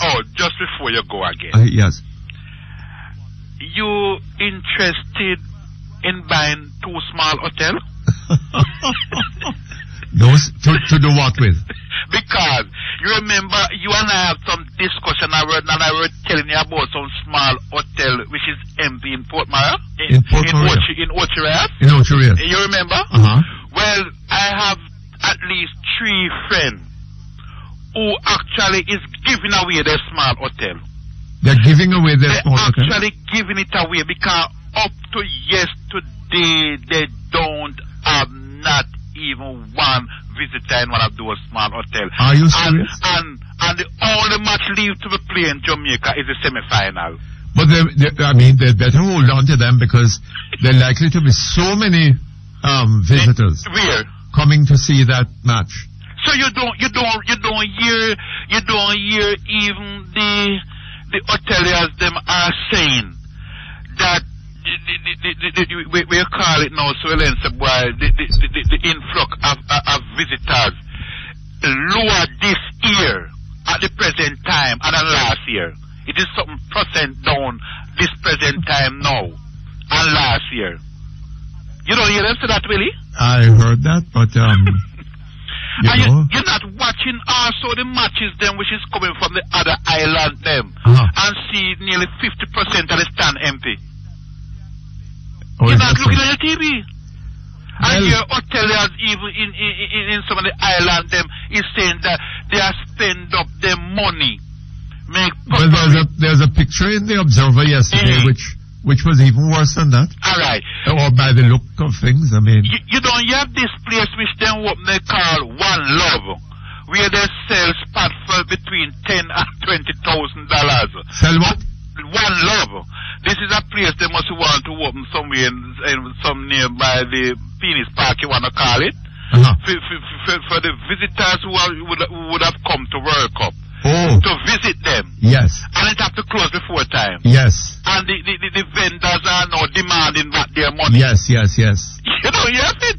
Well, yes, I heard of it. Mr. Perkins, before you go, so what are you saying? That Mr. Pickersgill is in the wrong jungle? He's totally misreading the game. Eh? The whole thing about it, Mr. Perkins, and I've been saying it to you. And where you seem to be coming around to realize that when you see the PNP workers, the indoor agent, outdoor agent, PD captain, do their canvassing, because they know the people. Yes. And when they show you that you are behind, you're in serious trouble, Mr. President. PNP workers are showing you that, sir? The canvassing which completed I am telling you, Mr. Perkins, that this Iraqi information minister with the PNP have. I am not cursing the PNP now. We are reasoning. That was your former party. I am telling you, if the canvassing which completed about some 3 weeks ago, which they are ordering back the workers to go back in the field to do a second one. Yes. I am telling you, if it was showing the PNP way ahead, this information minister would have nearly 1 million miles before him on TV telling you that they have just completed their canvassing. And the canvassing is showing them leading in 40 or 50 seats, whatever you want to call it. It is not so, Mr. Perkins. And how would you know that? Really, come on, man. Come on, man. That's not you. That's not you. No. But are you telling me that PNP workers are coming to you and giving you this bad news about their party? Willie, Mr. Perkins, I know it might look away when you ask me to really prove the evidence to you, and I am not doing it. Yes. But as a great journalist, a man with years of experience, don't come with your flattery now. You need to understand my position. Just read between the lines, understand what I'm saying to you, and leave it at that. You understand me? I know it might expose. Well, that poll must have been done before Cricket World Cup. It is not a poll. It is canvassing. Canvassing. Yeah. That canvass must have been done before Cricket World Cup. I think it completed 1 week before the tournament started. Oh. Yeah. Well, you don't see. I mean, Mr. Pickersgill is right. Cricket World Cup have revived their hopes. Mr. Perkins, the discussion last week about the Gleaner accusing Mr. Vaz of saying West Portland is a garrison.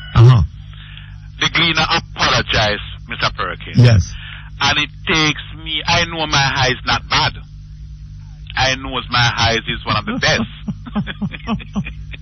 And it takes me to strain my eye to see it, Mr. Perkins, the way they put it in on page 3. Oh, you found it? Mr. Perkins, you know, this should have really cost the Gleaner 80 more million, you know. It should have really cost the Gleaner. And listen now, Mr. Perkins, the worst thing about it, and the saddest part about it, as I have said to you some weeks ago, there's a plan to target certain seats. You know that the Member of Parliament for West Portland, Mr. Errol Ennis, were on a program one day last week, Mr. Perkins, saying that they in the PNP have get information that badman and gunman from Tivoli Garden is on the road in West Portland. Oh, is that so? You know, Mr. Perkins, people should not use the media to spread propaganda, you know.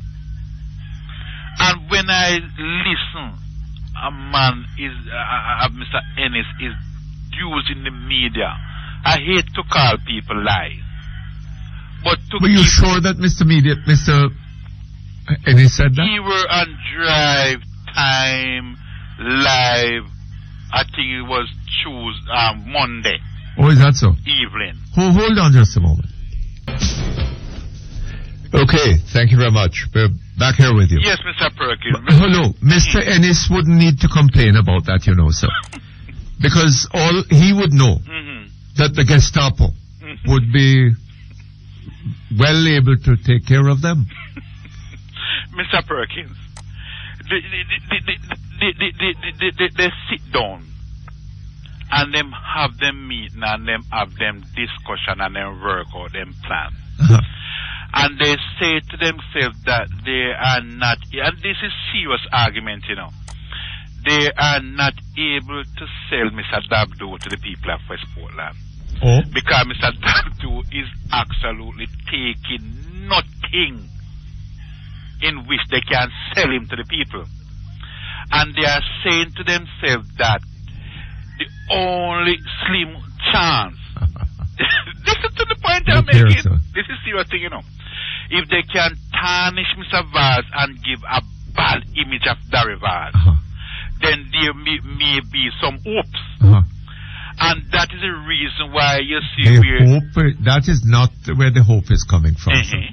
The hope is coming from Cricket World Cup.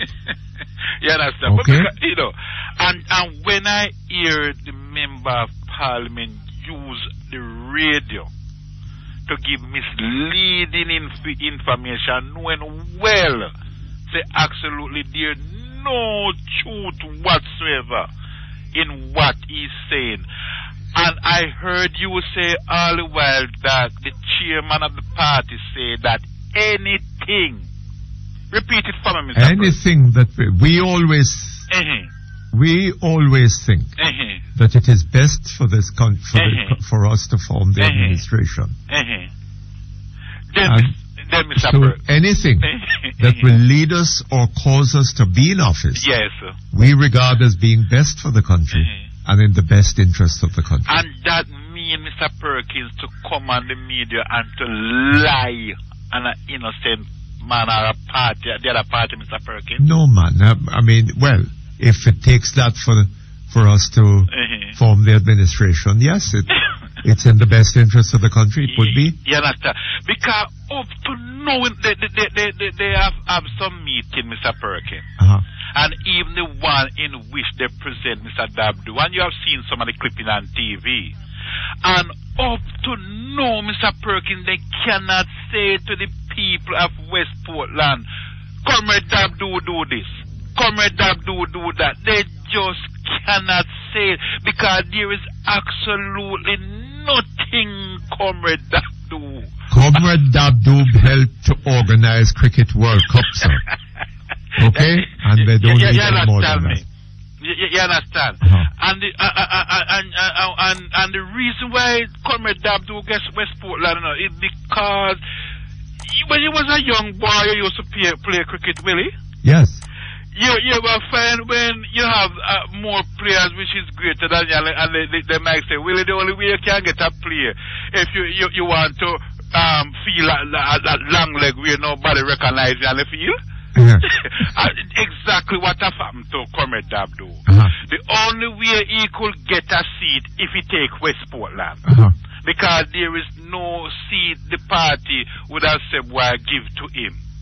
And then now they are saying the only chance of gaining some support is to spread propaganda and the respectable, the honest. No, you're not understanding, sir. Look here, World Cup is going to do it for them.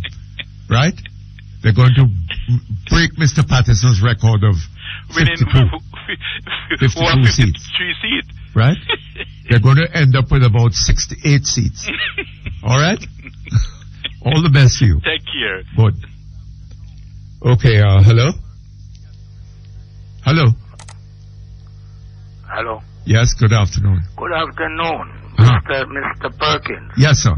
The program is wonderful, but with the callers, they take very long time. Is that so? Yes, yes. And sometimes you get those that waiting weary. Well, my fault. Comrade Abdu, leaving all the way from St. Catherine to West Portland is a good drive. Comrade Abdu, I believe it is said he was one of Mr. Seaga's lawyer who said Mr. Sega shouldn't pay the money. But leave that alone, I'm in St. Thomas. Hey, what? I said I'm leaving that alone, I'm in St. Thomas. Yes. I'm calling on behalf of the outdoor poor in St. Thomas. We have indoor poor, that's for those poor persons in the infirmary. And we have those outside who are not in the infirmary. You mean the outdoor poor? Yes. St. Thomas Parish Council. The street people. Poor relief. Yes, street people and people who is not even on the street, but people who collect doles. Yes. Now, from last month, the dole come into the council in shambles. And this month, none at all up to now. What we are going to do with these people who depending on the little $50 and the little money to buy the little kerosene oil, and Easter is coming, they don't dead, they want to eat piece of bun too. There is no subvention coming at the St. Thomas Parish Council, Mr. Perkins. I don't know what's going on with the Ministry of Labor. With that type of What about the Ministry of Labor, sir? They are the one who this money is supposed to come from to the council. I don't believe it's the finance. Or the Ministry of Local Government. Ministry of Local Government. We don't know what's going on. But the Ministry of Local Government probably doesn't have the money. So what these people that depending on a little constant for shilling, what they're going to do? And I understand that when they check with them, they said that they are in the red. Yes. The Ministry of Local Government. Yes, but Mr. Perkins, it's not good enough. So what is poor people going to do? Well, I don't know, sir. But I suppose that the government will earn so much money from Cricket World Cup. But that it will show the work them can't start spending profit yet because the World Cup not finished. No, but I suppose they're hoping to make so much money with all the people who have come here to watch Cricket World Cup. And you notice how full the stands have been. But Mr. Perkins, to be honest, when will that money leave from the ministry to the St. Thomas Parish Council so that the officers they can go out and pay for the little toll, pay for filling of prescription, pay for children without parents going to school. The poor relief do all these things, you know, sir. And they are telling us that they are in red. Oh boy. What is it? What is it? Today is Monday, and up to today, There was nothing from the Ministry of Local Government. Mr. Perkins. Well, the Ministry of Local Government, the Ministry of Finance, Yes. is the Yes, they is the ministry that handles all this cash. Yes. You know, and maybe they haven't got the money. If the Ministry of Local Government hasn't got it, it probably means that the Ministry of Finance hasn't got it either. But Mr. Perkins, this can't work. The people are suffering already. And these well, you know, so I suspect they're going to suffer a bit more. Until we change the picture. Well, or until Sister P brings us into the first world, you know. Out of World Cup. Mr. Perkins, that is what, let me go on another one, sir. I have a community. Talking to you, I'm the council for the Dalvik Division. Yes. And I have a community by the name of Winchester. Now there's a main road that the NWA is responsible for. Mr. Perkins, they are holding up people on this road because of the bush. When I went to NWA to speak about, they told me that it is not on the program. So I can't understand, and they said they're doing maintenance work within the parish. Yes. And this road, not on the program for pushing. Mr. Perkins, I don't understand what is really going on. The poor people out here don't know. We, the councillor, they come to me, tell them what they said. That we don't know what's going on, Mr. Perkins. The road from Maran Bay, me keep on telling you Friday gone. It is so bad. Not even from Maran, from Harborview. And we have so much sand and stone leaving the parish and mall going out and not even access from that to so that they can work on the road, Mr. Perkins. Oh, Lord. Well, sir? I am asking you, sir, to help me use a good office to find out from the Ministry of Local Government by tomorrow, sir, what happened to the subvention for the outdoor poor in Eastern St. Thomas, Parish Council, St. Thomas Parish Council. All right, we'll not even Eastern St. Thomas alone. St. Thomas in a whole because the council is east and west. So these people that collect the dole is in east and west. So I'm not only deliberating on Eastern St. Thomas. St. Thomas in a whole, Mr. Perkins. Yes. Could you use a good office? Well, I'll try. Please, sir. Okay. Have a good... Thank you very much. Boy. Hello? Hello? Hello? Yes, Mom. Good afternoon to you. How are you? I'm fine, thank you, Mutty. I have a case to say that I'd like for you to try to see if you can assist me with. I'm actually coming from the family court. I have an issue with them, and I will spare the Jamaican public from hearing all the horror stories that happens in terms of their inability to execute anything in a timely manner. But just to say that at this juncture, I'm trying to find out how do I get the family court to open a foreign exchange account so that I can collect funds that sent from abroad from my child's father. It has been 2 years and about 3 months now, Mutty. The court was called up in 2005. Justice Cheddar issued an order and it was sent to the... Hold on just a moment for me.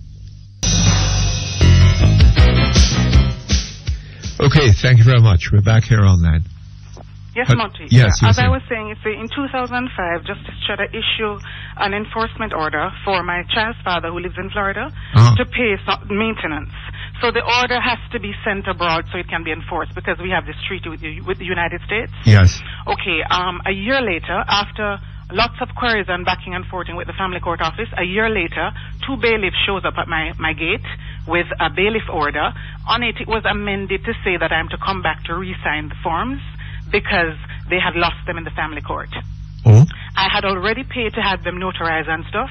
So, of course, I wrote a letter to Justice Wolf, and so that was resolved. Taking it into year 2 now, when they finally sent the order to the United States somewhere. Between then and now, I've tried on every occasion to get a follow-up on the order. There's nobody in the family court office who is responsible for doing maintenance follow-up in that manner. So I had to, Mutty, go online, search for the Tallahassee remittance people and then walk that process through for a year. I won't even bother to tell you all the difficulties I've had with them and the Ministry of Security or National Security or whoever they are. Yes. At this juncture, Mutty, I went to the family court today because my child paid $350 in January. This is January's money now. Hello? Your child paid that money? I'm sorry. My child's father paid that. Yes, and yes. It was sent. In the United States, they have a 24-hour dispatch service. Yes. Because their aim is to ensure that needy children get the money. Yeah. Right? The money was sent to Jamaica, and of course, when they sent up the document to foreign, they send it with an address for ordinary mail, because they don't have no process down there for you to accept electronic mail. Yes. So the money was sent via ordinary mail, which takes a couple of weeks, Mutty, right, to get to the family court. Yes. Then when it gets there, it's a U.S. check. So they send it to their RBTT account, and 30 days later, I'm still waiting. So it was sent in Mutty on February 13th. Hold on. This money is sent to whom? To the family court, because they are the ones responsible for ensuring that when that money comes from Tallahassee, it comes to them and it is issued to me through a book. They give you a book number, right? So I go down there today now after speaking with the people in the office there from January, trying to retrieve this money, to be told it's still not, to be told that nobody has called RBTT and the 30 days has been up. Right? Nobody has bothered to call them to find out if the money is available. I've been waiting. They have now two funds for me now. They have January's money that was paid in February. Now, because the whole process and the issue, I've actually gone ahead and joined the Jamaican Justice System Reform Project team, because, this is really an important issue for women and men in Jamaica who have to access money, right? But the point, there are two issues here. Our government in 2007, busy doing whatever cricketings they're doing, don't recognize, right, that parents need to access money in a timely manner, right, so that the children can be fed. Now, here it is. These people, it appeared to me to be rinsing my money, because from January you want to tell me 30 days haven't passed yet for them to accept the funds and issue it in my book. Well, if they put that money into Olint. Oh, you're absolutely right. Yeah, they'll be creaming, and they're creaming off quite a bit of interest, don't it? Well, they would be. And so my discussion with someone, I think it's the assistant accountant in the National Security Office, I approached him and I said, look, you need to ensure that an account is set up so that at the front end, America knows that they are sending the money electronically. In 2007, we can't expect them to be sending money via mail and then lodging money to account to wait 30 days to feed a child, Mutty. And at no juncture they can tell me who is responsible for setting up this account. I work for a bank, so I know what daily interest rate means. And I know at the end of the month how much money you get off people's money. The government must ensure that they're not creaming off people's interest off people's money. It is just so wrong.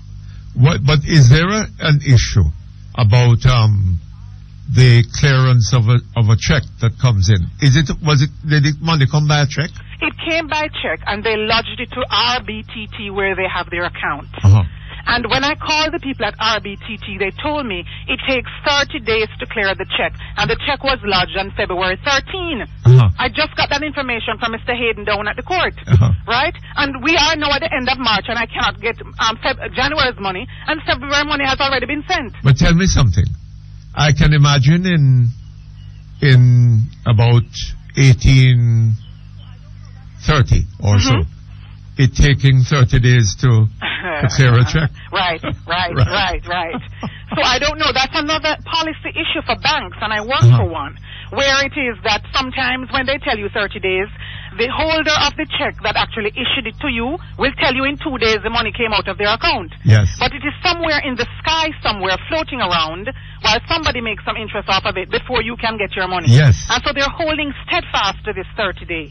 It's not helping my child any, Mutty. Right? And I know they have... to find that a government agency, an agency of the justice system... Can I tell you? ...is operating in this way.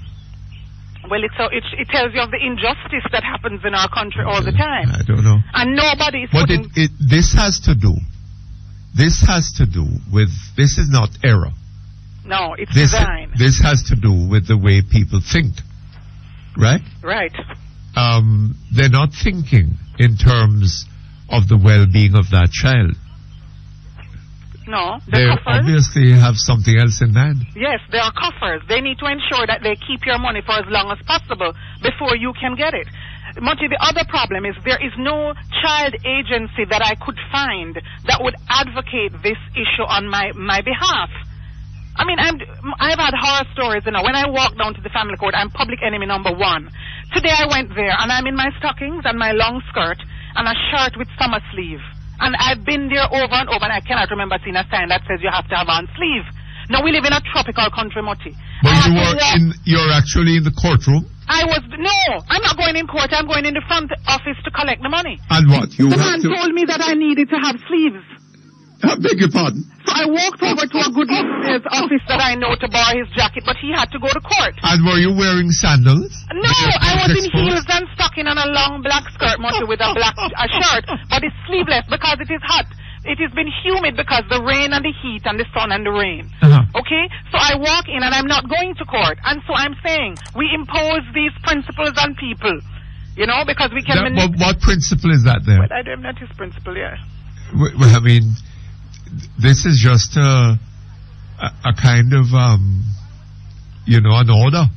Bureaucratic well, I don't know tactics to delay you. I don't know. I don't know. So I was tempted, Monty, to go get some newspaper, staple up the sleeve and pull it over my thing to go collect the money. They have another stupid rule there where I have it in my car now, they have listed out the letter of the alphabet and when you come to collect your money. So it is not at your convenience you go to collect the money to feed the picnic desk. It is at their convenience. And it has no particular order that I can tell you. Monday, these set of people come, based on the father's last name or first name, I don't know. Tuesday, these set of people come, you know. And I'm saying, we are working people who expect to pay taxes in this country, right? If you miss a day when you come Monday, you cannot get your money till the following Monday. Oh, God. You understand me? So your child must suffer while they figure out how many people in the office can serve the list of people that is coming in. I mean, this is borderline ridiculous. It is borderline ridiculous. There's an office upstairs that you go to, and they have a sign put up in a government office where my taxpayer must clear them. Attitude, it's up to you.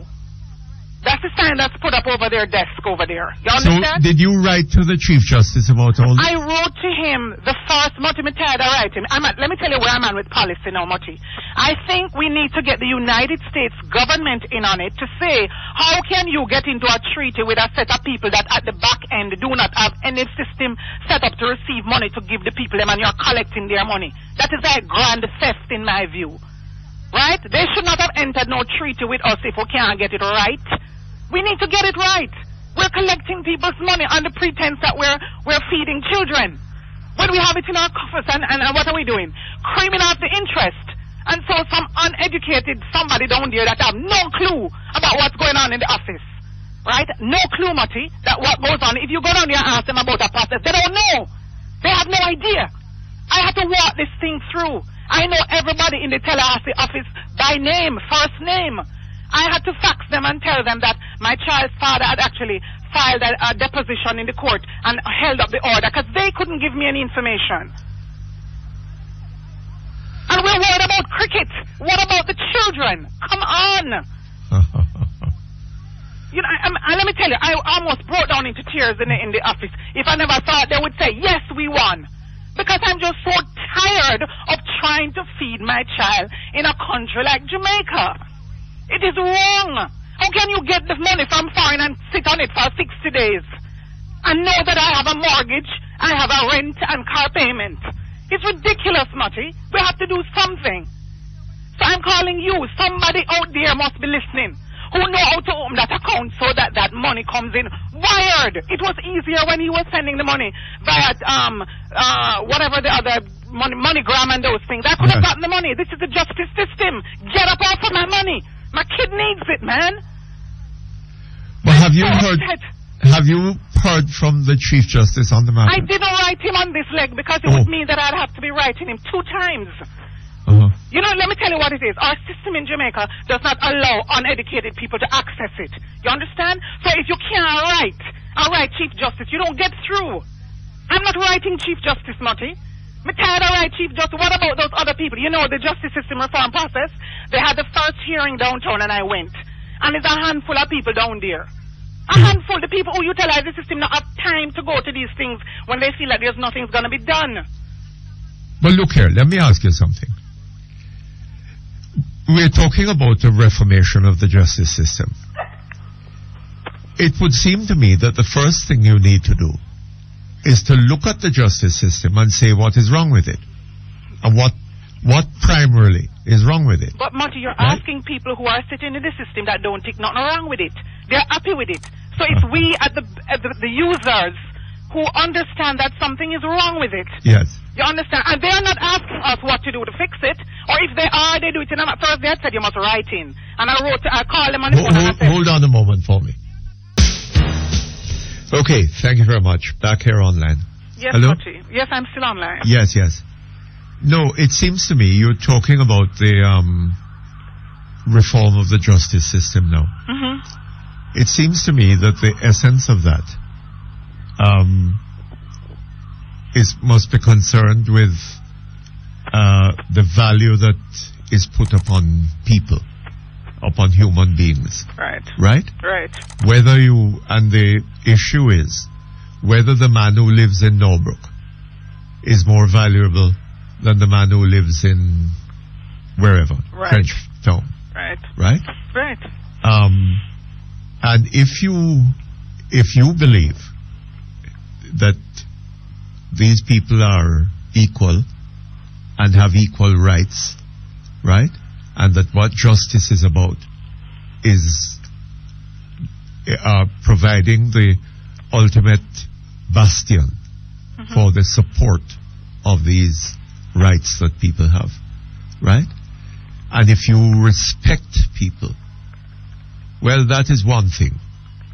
But if by any chance we live in a society in which, one of the residues of slavery that remain with us is that we value people differently, depending on whether they live in the great house or in the barracks, then without altering that in a fundamental way, you're not going to be able to render justice. Right, which is where we are. Yes. There's a disparity, and clearly, either depending on where you live or who you know, yes, your service just, escalated or went down, But it is not right for us to impose on anybody the type of dress code in an area that does not require Well, it. you're talking about dress code. Look at this gentleman that was murdered at the Pegasus Hotel. Yes. They're hurrying now to get a coroner's court to do an inquest into his killing, right? But there are persons who were murdered in Jamaica more than 4 years ago, right? But Mutty, you think they're important? They're not important. Well, that is the point. That's the point, right? They're not important, and we as Jamaican citizens must recognize that our justice system does not see us. See, the people we're extradited to, regardless of whatever it is, when you hear what the reasons are, when you hear what the laws say, you have to sit down and say to yourself, if I, as a Jamaican citizen, can't get fair justice, fair treatment, then, what else is there? Absolutely. It's not right. It's not right. And when we're looking to a new election coming up soon, and everybody's running around and scurrying, but we have lost sight of what is important to us. No, we are told that Cricket World Cup, man. Oh, but of course, that's priority. And then my kid next, and then maybe you, and then some other Cricket World Cup have revived the hopes of the PNP of winning the fifth term. Well, let me tell you, it can't be business as usual if we intend to live here, Mutty. And as long as I have breath, because I understand, that my case might be the first case that has gone that far. Yes. And Mutty, I didn't get a lawyer to do it. I couldn't afford one. The money that I had was to go downtown and get the good chicken foot and the Irish potato and stuff to buy it for soup. So I couldn't get a lawyer to do that. So I walked the process through, Mutty, and a good thing, so I go, and I can read a little bit. But let me tell you, it was rough and it was trying. But I want to say to the women and the men out there, we talk about remittance services as being one of the other way that we get a lot of US currency or whatever other type of currency. Yes. There are a lot of Jamaicans living abroad. And some of them have kids out here. And if we could just get the system right, the remittance coming in for those child maintenance would do well, you know, for our country. But when you get down to the family court and you have to deal with that type of people, it turns you off, Mutty. It's strong why I've been this far. And when I go down there and they make me wait, it would appear to me deliberately for an extra hour. I say to myself, Del, guess what? You've waited 2 years, you can wait longer. You understand? But it's wrong, Mutty. We have to look out for the children. It is wrong. Yes. So when I hang up, I'm asking you, I don't know who you can call or what you can do, but that account has to be set up so they can stop creaming off my money or my child's money every month. They have January money with them and they have February money with them. And let me tell you, Mutty, Jamaica National is calling. They have January and February. And we are now at the end of March. And we are March, so it means that every juncture they will always have money for me for 2 months. It's not right. I work in a bank. I know what it is to have daily interest rates. It is not right, Mutty. They need to give me the money that they got to give to me so I can feed the child. Yes. It's not right. Beg you, Mutty, please. There are other people out there, I'm sure, who need this account to be set up. It cannot be scientific, and it cannot be something that you have to get a magician to do. Yes. Somebody must just call the bank and set up the account. And then they must forward this information to the offices in the state so they know where to lodge the money. Yes. So I can withdraw it with ease and feed the child, Mutty. Please. Okay. Thank you so much. Have a wonderful day. All the best. Thank you. Okay, hello? Hello? Hello? Boy, I don't know, we seem to be having a serious problem with people hanging up. What that lady was talking about, you know, is very depressing. That the justice system could be holding funds sent to this country for purposes of supporting a child for more than 2 months. Well, for 2 months. Money that was received in January has not yet been paid over. Oh boy. This is very serious. And they're telling you that she says, they're telling you that it takes a month to clear the money. So, if money came in January and takes a month to be cleared, what time in January, I wonder? I mean, if it came on the 24th of January, then it should have been payable now. But for a child to have to wait a month between the sending of the money by its father and it being able to benefit from that is horrendous. Hello? Hello? Hello? Yes, good afternoon to you. Hello? Yes, good afternoon. Good afternoon. Yes? Hello? Hello? Good afternoon. Good afternoon. Yes, Mr. Perkins. Yes, you know ma'am. what I'm saying? A big man? I just don't like when you're saying that Sister P will do this and Sister P will do that. Why? Because,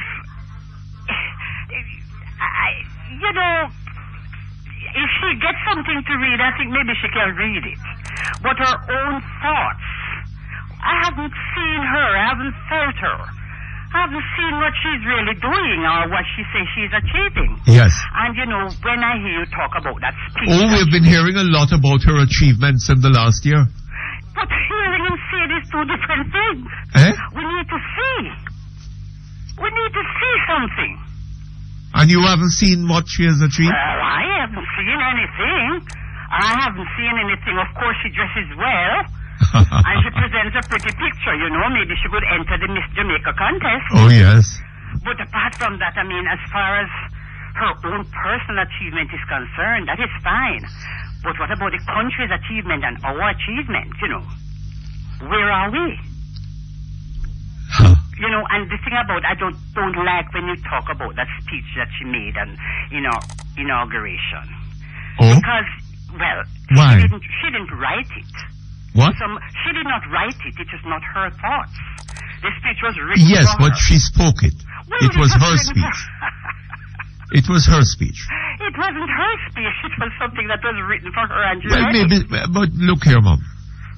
President Bush, Mr. Blythe, all of them, have speeches written for them. Well, it is all well and good to put words together, you know. Well, anybody can put words together, but it is the reality we're talking about. And they say these things to let people feel good. Yes, but she was making certain commitments to the Jamaican people. I don't Right? think it was really intentional. She read it, it sounded good, and it gave people who Weren't you impressed? better hope. Weren't you impressed? Well, I don't think I was impressed because I knew it was somebody's thoughts. She was reading. You know? So I don't think we can say we're holding her to what she said because I don't think really and truly it is really her thoughts. She just You don't said it think and that she- when she gets the 5th term, or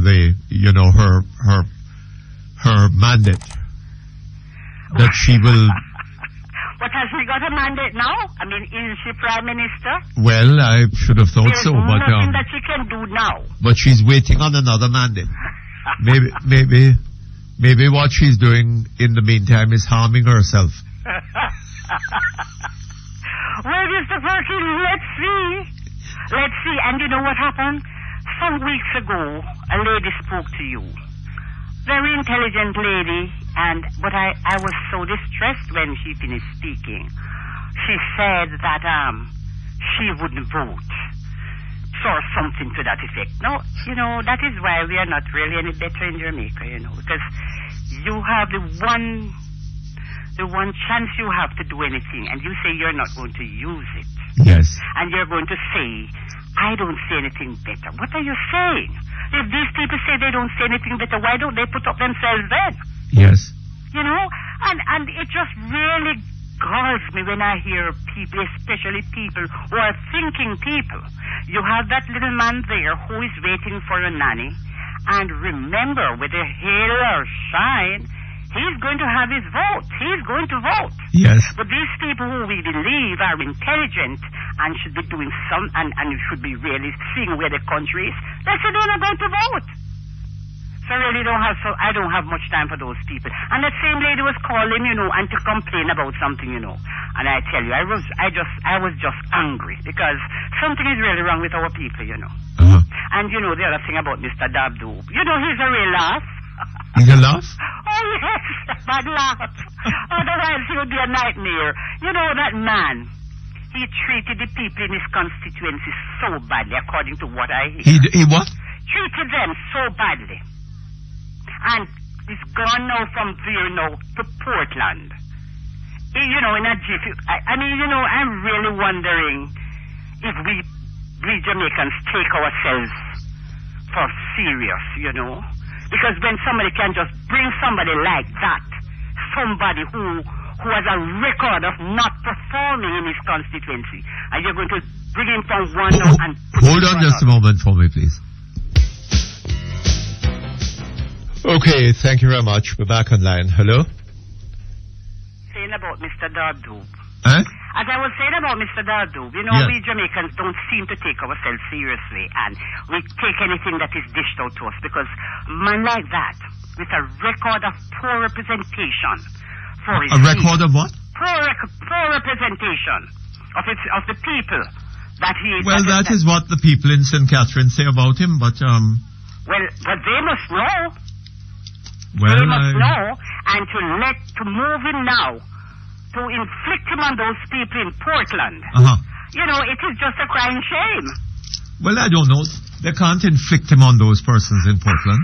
Well, I think The that's people what in they're Portland, doing. the people in Portland would have to decide to support him, to elect him. Well, I guess so. But you know, the other person I'm talking about is that Verna Parchment. When you think about her, I remember, the only thing I remembered about her in her tenure is some dress that she used to wear to Parliament at opening of Parliament. She never did anything for her people. And then the only headline she can get is when she defected from her party to the other party. They shouldn't give those people any publicity. Because people should really just ignore them. Because all she's doing is fighting what is good for herself and where she like to be and everything. And she cared not for the people who elected her. One of the things that you must understand, though, Mom, is that MPs in this country have very limited powers, They can't decide to spend money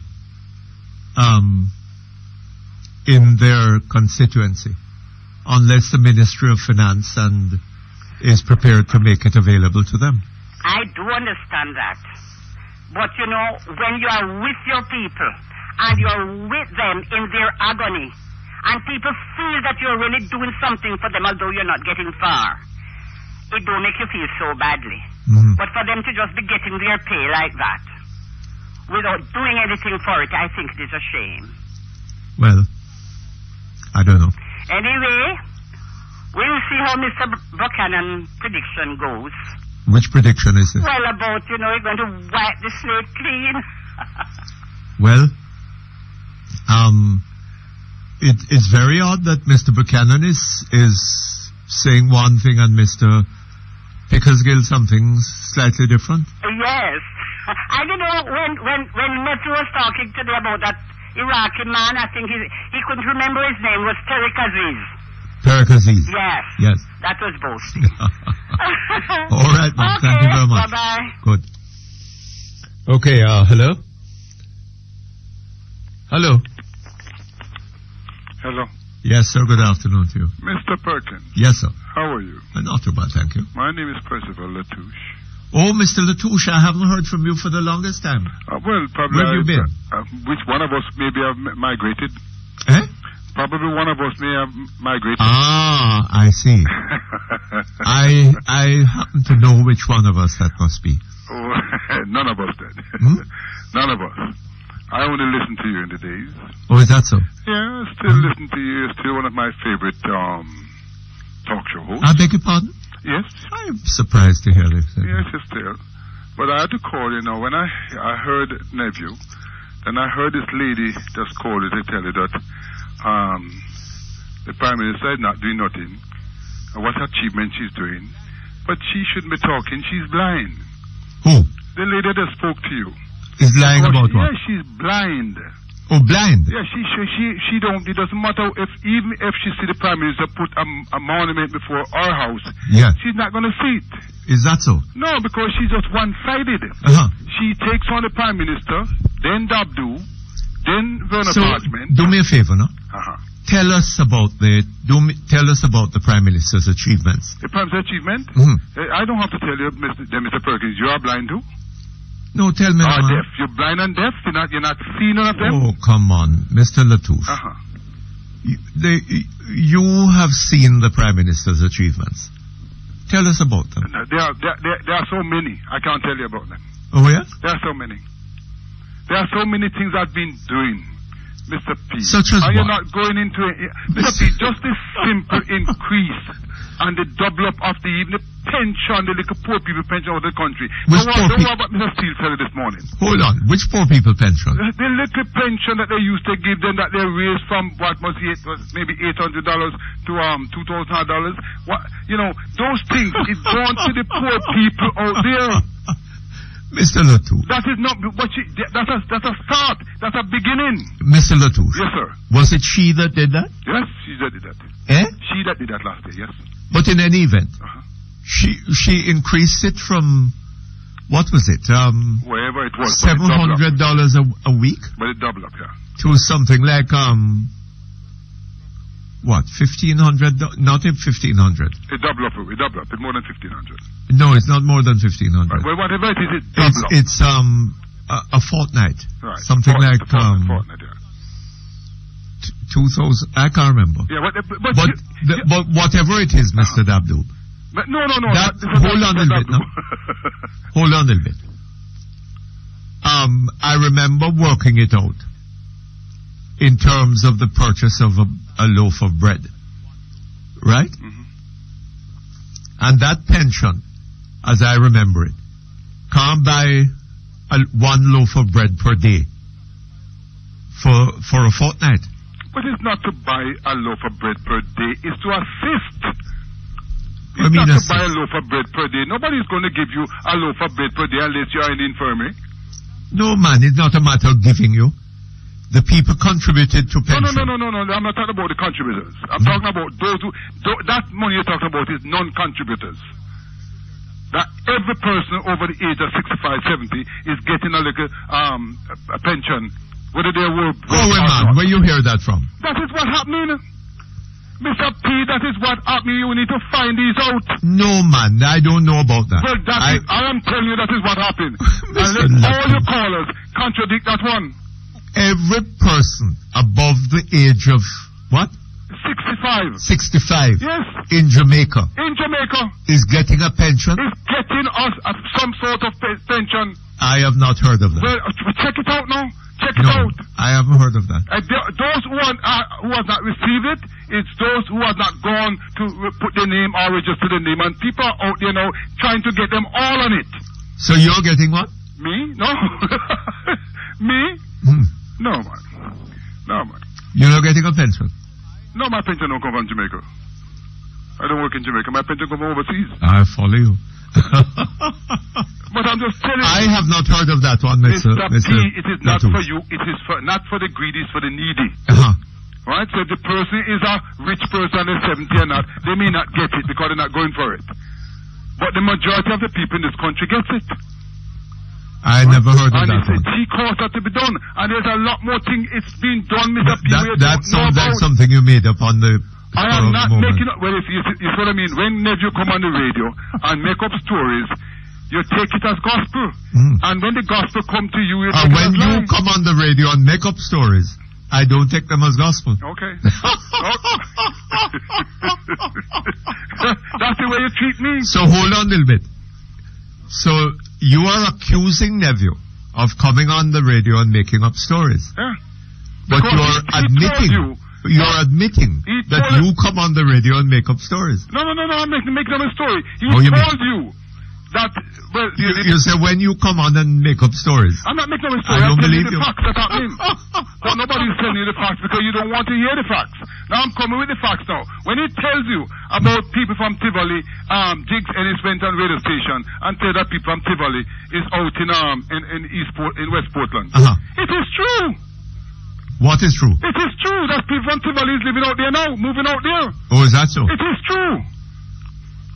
They're moving into West Portland. And wait a bit. People have all right to move and live wherever they want to live. It's a free country. Yes. Right? So therefore, I'm not going to put that as any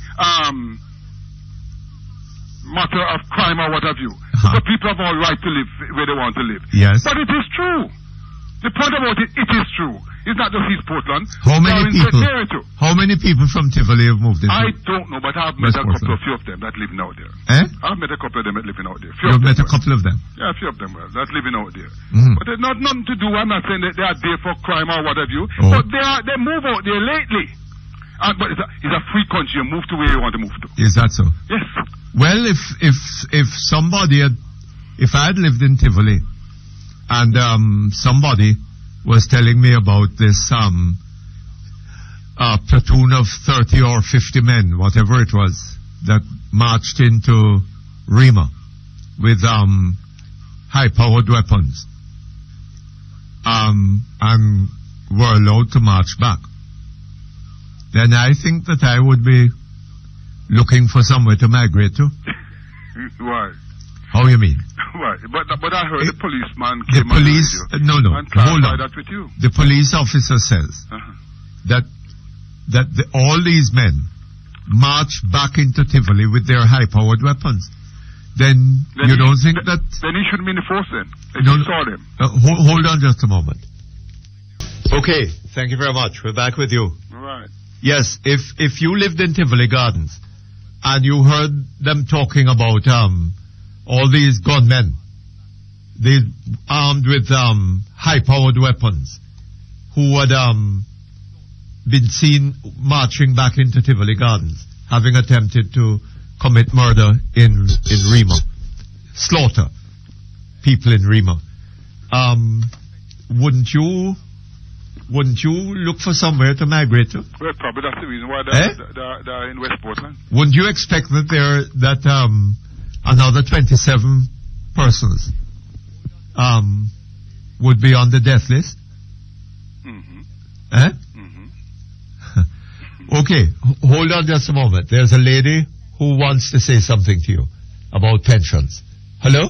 Hello, Mr. Perkins. Yes, ma'am. Good afternoon. Good afternoon to you, ma'am. You know, when people like Mr. Latouche comes on the radio with his heights of hypocrisy, he thinks that all of us in this country are idiots, or we don't have any sense. I was born and raised in this country, and I have been getting a pension up until September 2006 of $928 per fortnight. Yes. Okay? What is that for? That is the NIS pension? The NIS. Right? And from inception, when this NIS came in, I started paying, right? Until I stopped working.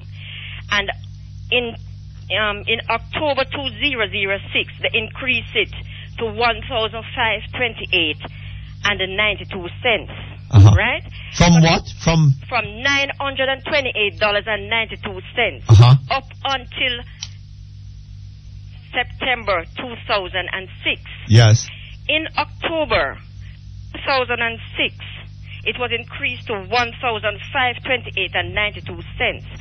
Does Mr. Latouche think he's talking about light bill and nobody's gonna? Where is my interest? I've been going. I've been working from I was about 17 years of age.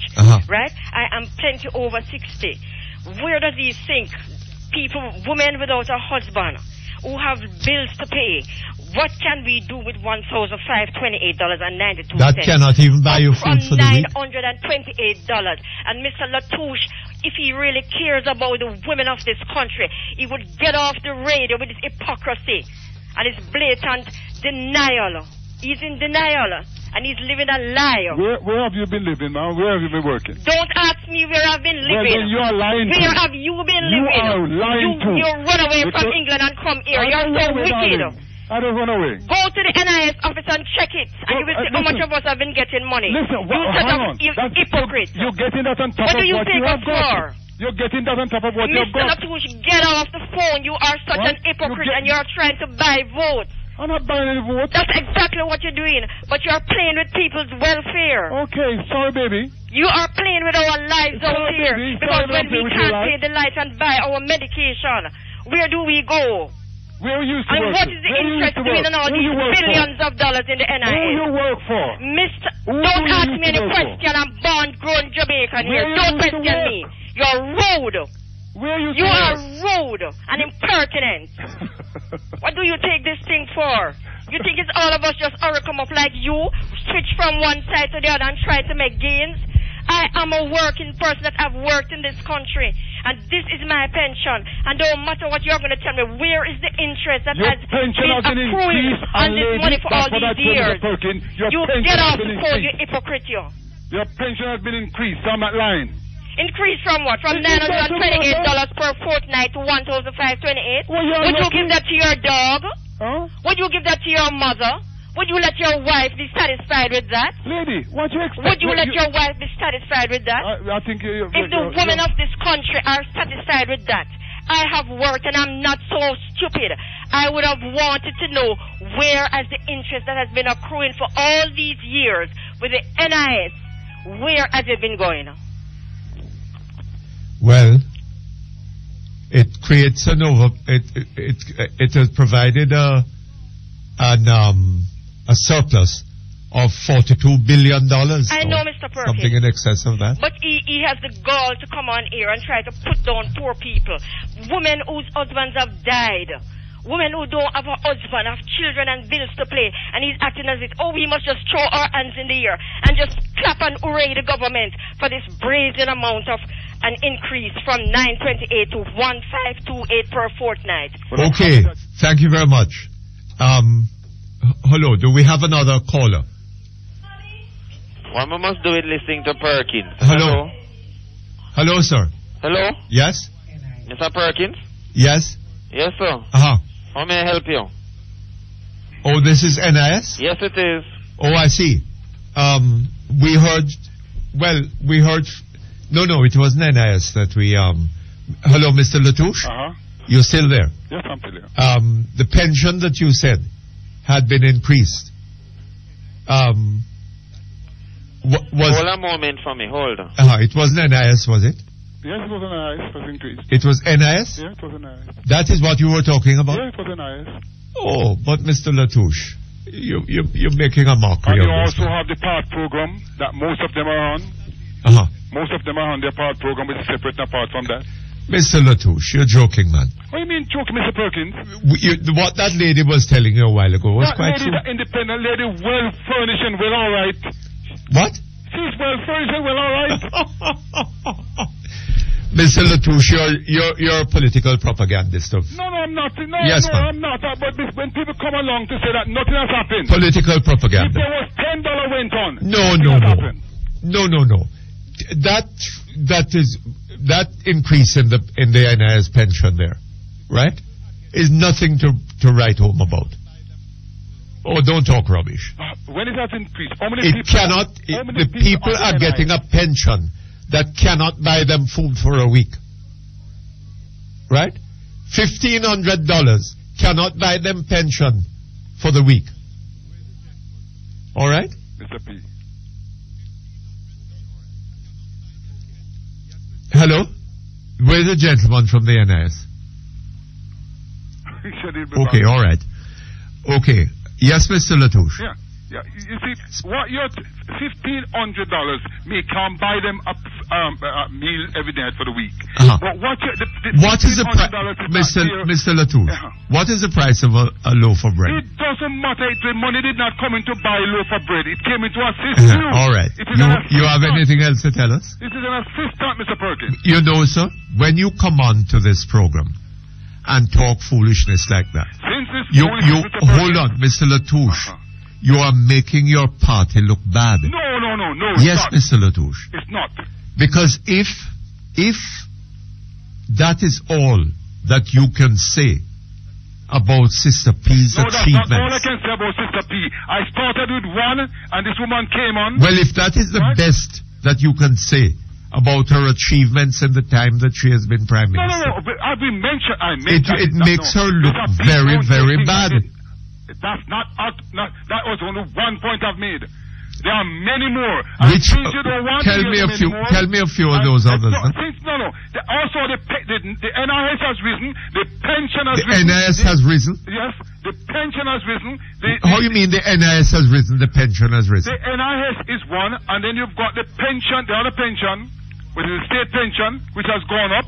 The PART program has gone up. Oh, you mean the hold on? You mean the pension to public servants? Yeah, your pension. Yeah. Oh well, but that is because of the MOU, no? I don't know about no. She didn't bring that about. Huh? No, man, she had nothing to do with that. Oh, she don't. Well, she won't have anything to do with anything that goes on in the country since No. that's the way you look at it. Mr. Latouche, what has she done, man? What has she done? Oh, you mean what has she done? I mean, if even she had increased a few pensions here and there, that is not doing anything for the country. What do you mean for the country? Having regard to the problems of the country. What problem? The only problem in this country is the crime. That's all. Is that so? There's not a problem. There's not a problem here. Then when is she going to deal with that? Well, If that is the only problem in the country. Deal with that right now because that is Hold on, me. Mr. Latouche. If crime is the only problem in the country, then it should be a relatively simple matter, her dealing with it. It's that simple. Huh? It is not a simple matter because if they try to do the things that they're supposed to do, you say on the radio, cursing that the law is this and this and the devil knows what. And Mr. P, you must give the lady time to Give do her what time? she's doing. How much time? What do you mean, how much time? Well, you're going to talk to CRPS because she'll be here for the next term again. Oh, is that so? She will be here. It's a must. Well, I see Mr. Pickersgill saying that the Cricket World Cup has revived their hopes of winning the fifth term. Whether the Cricket World Cup or not, do you think Cricket World Cup has had this effect? well, it may have done. You think so, eh? Yes, it may have done. It may have done.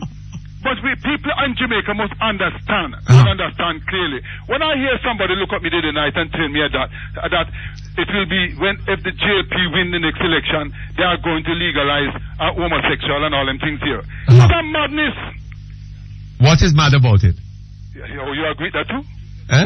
You agree that legalizing homosexuality? Well, how does legalizing homosexuality affect me? Do what? How does legalizing homosexuality affect me? Affect you? Yeah. No, but do you agree with that? Would you like why not? I have no problem with it. Huh? I have no problem with it. Would you like it. to see Sodom and Gomorrah in this country? What do you mean Sodom and Gomorrah in this country? No, I'm just asking you. Eh? I'm just asking you.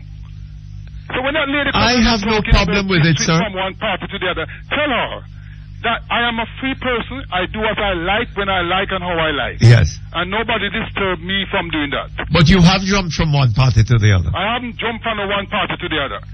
I was in a party, and I keep repeating it to you, that I am the mother hen 13 chick.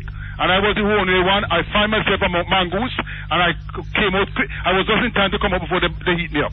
Oh, I see. I keep telling you that. Right? And I didn't jump from one party to the other. Oh, you didn't jump from one party to the other? No. I didn't jump from one party You're in one party. You walked. You walked. Party was Edward Tiaga. Mr. Latouche, thank you very much. Thank you, sir. You have been very entertaining.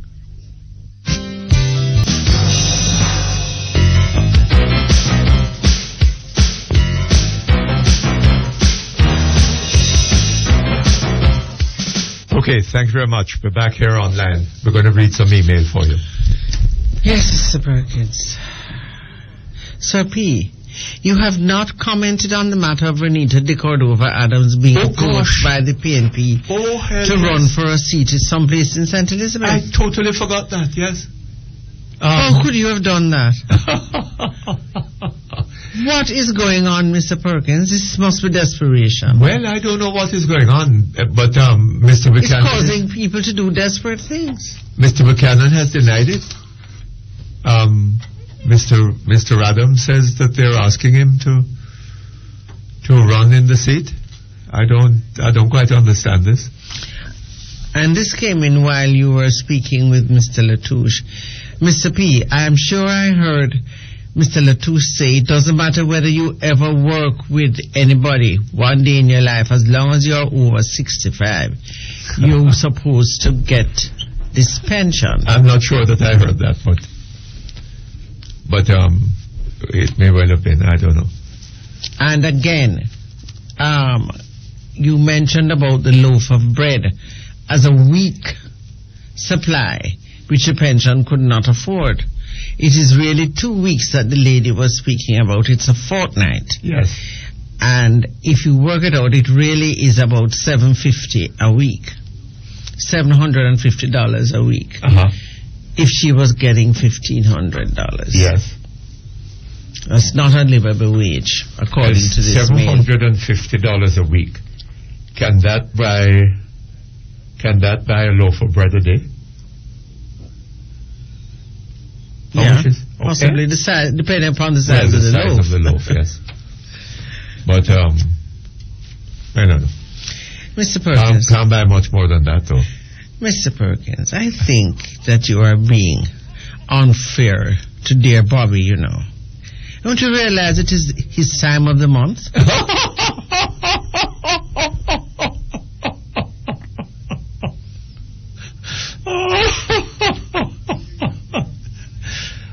I never thought of that. Maybe that is the explanation. Dear Mr. Perkins, following on that article you read this morning, please ask Mr. Pickersgill if the recent closure of the One Love Cricket Village by the local organizing committee due to lack of visits by tourists and the fact that the vendors who paid thousands of dollars for spaces there had to be reimbursed also represents a highly successful Cricket World Cup. I don't know what about this Cricket World Cup has been, insofar as Jamaica is concerned, that has been highly successful. I don't know. And in any event, I mean, people going to vote for success in Cricket World Cup against all the other failures that the government has racked up? Mr. Perkins, again this came in while you were speaking to Mr. Latouche. Mr. Perkins, obviously, this argument about people from Tivoli appearing up in Portland is another way to try and grab the headlines away from the fiasco of the Cricket World Cup. The lack of people attending the matches. The whole collapse of all the venues that were planned to attract the tourists who didn't come. And to top it all, the curious murder at the Pegasus. I am hoping to write a movie about this. Please. And you're supplying me with a lot of material. Don't take Mr. Latouche too seriously. He's only doing his job. Incidentally, we heard that on the BBC, I think, that... Yes, that there would have been a press conference, but I haven't heard. In half an hour? At the time they were broadcasting. Yes. And the man was supposedly speaking from Kingston. Well, I wonder if there has been. I don't know. It wasn't up until 1:30. Yes. I checked there and they didn't. Good day, Mr. P. Hi. I think this thing about the JLP is turned by the cricket, says Pickersgill. And this thing about the slave trade now is to hype up and brainwash our people, especially the Rastafarians, like in the 70s, to vote overwhelmingly for the PNP. This is what this hype is about. What is this? The slave. Mm-hmm. Oh, no. I hope the Rastas do not get caught up and fooled up again with this hype. They didn't start as they did with Michael Manley in the 70s. No, that's international. Dear Mr. Perkins, is there any way that the Brayton 7 case can be reopened? I read Amnesty's report and I cannot believe that no one ordered a retrial.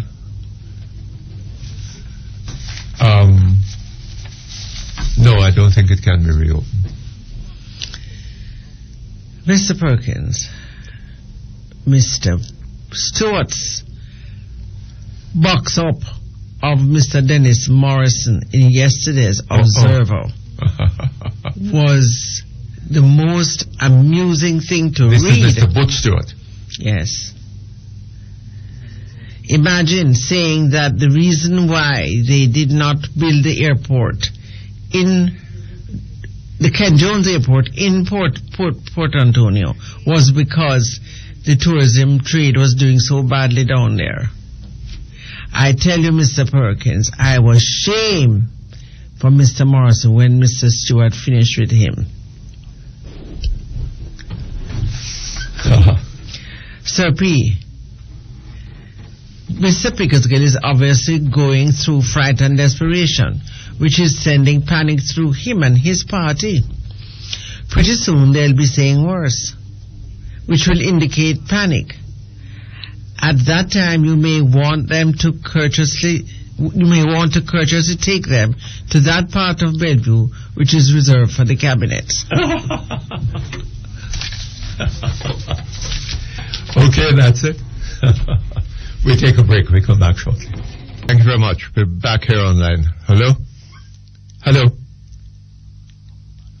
Hello?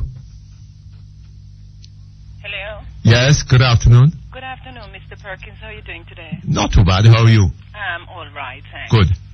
I had to call you. I didn't intend to, but then Mr. Latouche gets me so upset. He's desperate. He's desperate. He's a confused person. So many times he comes on the air and making so much mischief. What he gets his information from, God alone knows. You know, Mum, Mr. Latouche is making it look bad on Sister P, you know. He's making because if that's all, is that the best he can say of her? He's sounding very good. He doesn't realize. That is what he doesn't realize because he hasn't gotten a party. He's on no side. But you know what? Oh, yes, man. He's a comrade. I don't think so, because Yes, I'm telling you he Dr. is. Donald would almost kick him sometime last year with a by-election sometime in Portland. Oh, is that so? I don't think he should come on the air and even trying to, he's desperate somewhere or the other. And it's more than one time this man come on the air and, and trying to fool people. We must allow not people to have their everybody opinions, though, Mum. Pardon me? I say we must respect people's right to have their opinions. Yes, but you don't spread propaganda. Well, because even the NHF and the JDEP, it's simple medication you can get off those cards. If a doctor prescribes something worthwhile, something to help you, you never get it. Sometimes it is of no use to most people. So I don't know what the hell he's talking about. Well, he needs to stop talking. He needs either to go back to England, get his act right or something, but he's a desperate man. All right, Mum. Desperate. And he needs to shut his mouth. Shut his damn mouth. All right, thank you very much. All the best to you. Hello? Hello? Hello? Yes, good afternoon. Good afternoon, Mr. Perkins. Now, Mr. Latouche. I want to ask him one question.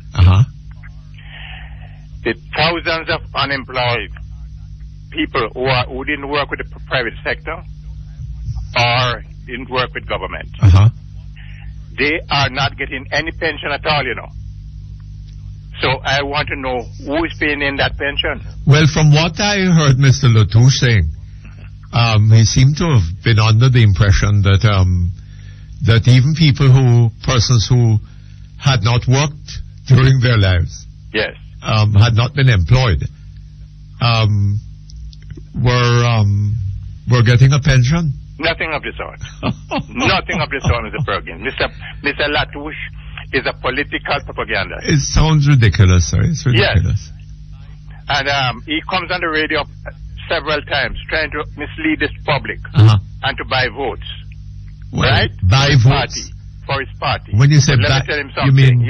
He has another guest coming this time, You mean to win votes? Yes, to win votes. But he has another guest coming this time. Yes. We are ready for him. Yes? Tell him that he and the People's National Party are doomed. Oh, I see. You are a Labour Party man? Yes, I'm a staunch Labour Party man. Oh, I see. Right? But that doesn't say anything at all. But tell me something. Tell me something. You don't think that that Cricket World Cup would have boosted the PNP's chances of winning the election? Mr. Perkins, Cricket World Cup. Is it a resounding success? Well, no. Tell me about that. Mr. Perkins, the amount of visitors we expect to come in here, 12,000 visitors, has that been materialized? I don't know. What do you think? Mr. Perkins, you travel around Jamaica, or travel in Kingston, and you will see the amount of people who came for the last match. They might get some support from the semi-finals. Depends on how West Indies perform. Well, it's just one semi-final. Yes. That is being played here. Yes, but I mean, depends on how the West Indies perform so far. If the West Indies are getting a buffet, right, and a drumming for the next couple of matches, which they'll be playing Australia tomorrow. And if they lose against Australia, so what are you betting on that match? Yes, man. What are you betting? I'll bet $10,000 to $1. $10,000 to $1. To $1 that the West Indies win. Will lose. Yes. 10,000 to 1. 10,000 to 1. That the West Indies and win. And Mr. Perkins win. Will lose. Oh. And if they lose, right? What is it now that's going to bring them that amount of people? Well, why do you think that they will lose? Mr. Perkins, look on the performance of Australia. Look on the track record of the West Indies so far. Right? West Indies you're not playing anything, man. Eh? Oh, no. So that is going to what? Yes, if they're banking on that, or one of their positives, right? Then, I mean, they're not banking on anything at all. They have lost credence in Jamaica, man. Well, Mr. Pickersgill would almost seem to be batting on the side of the Labour Party. Because he's saying that World Cup has revived the PNP's hope of a victory in the elections. Now, if that is what they're depending on, they didn't have much to hope on before. That's right. That's right. If that is what is going to, well, their hope had faded, and World Cup is now going to revive it. Of course. So they have, I mean, there is nothing in their past performance. Of course.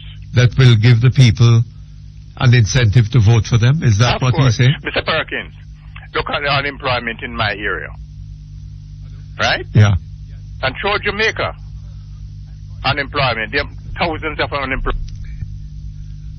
Hello? Mr. Perkins? Yes. My time is running out. So I'll call you another day. Okay, sir. Right. Thank you very much. Hello? Hello? Hello? What's happening? Hello? No, man, we're not. Hello? Mr. P, good afternoon. Good afternoon to you. I know time is short. God bless you. But Mr. P, I want to tell you, I'm a pensioner. And I retired in 95. And I was abroad and I came home and my daughter said, Mom, you better check out your pension.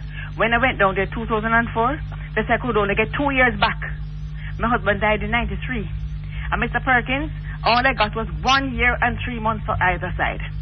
And they have big properties, show pictures in the place, down Ministry of Labour, of properties that they own. And that's NIS owns.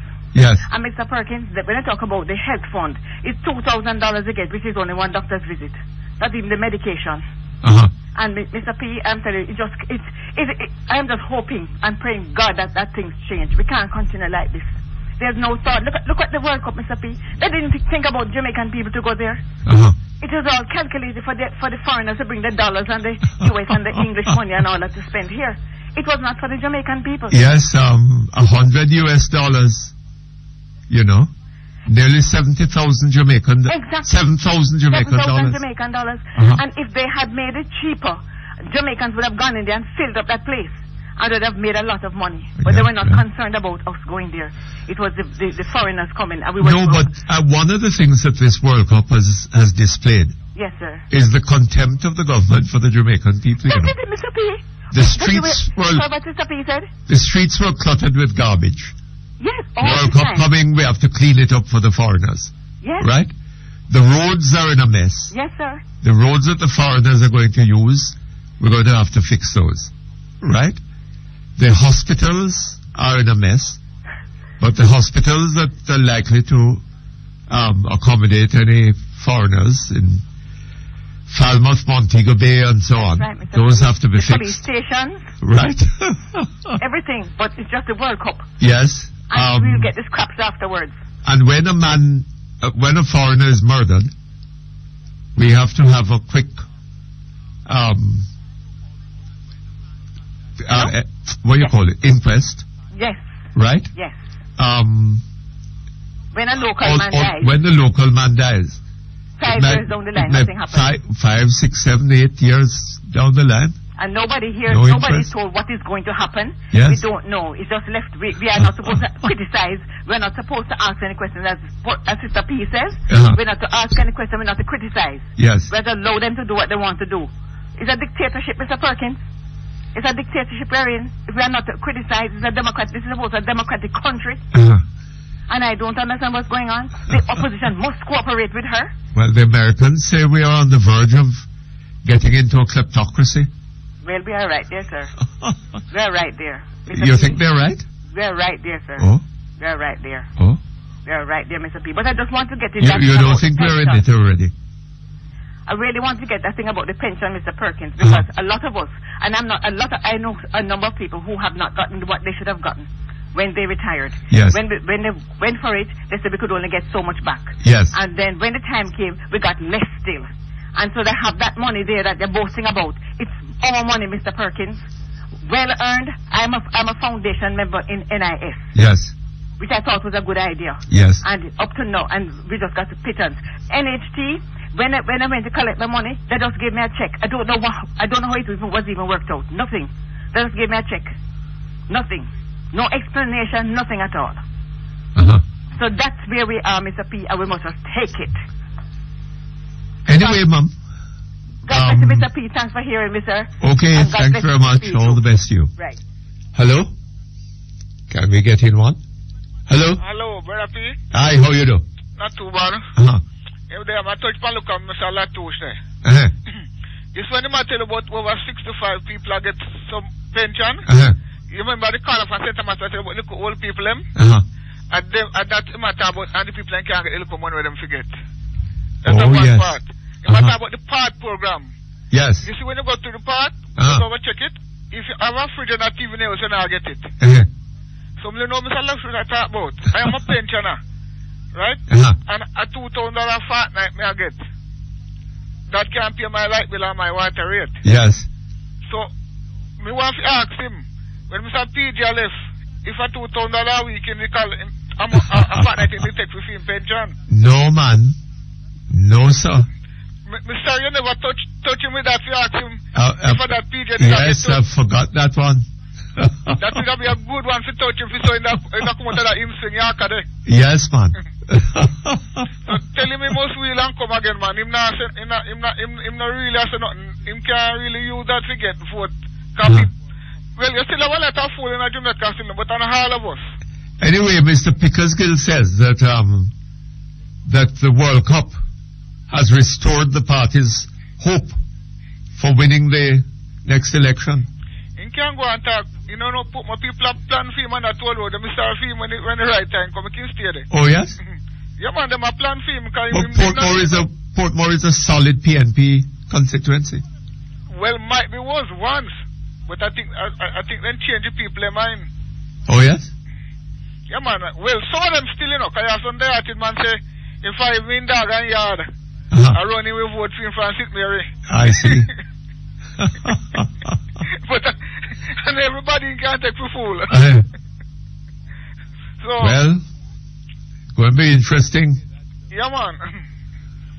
So, we'll link again, Sir P. All right, my friend. Yeah, man. All the best to you. Okay, that just about brings us to the end of Perkins Online for today. We'll be back hopefully tomorrow, usual time and place. We look forward to your company. So long.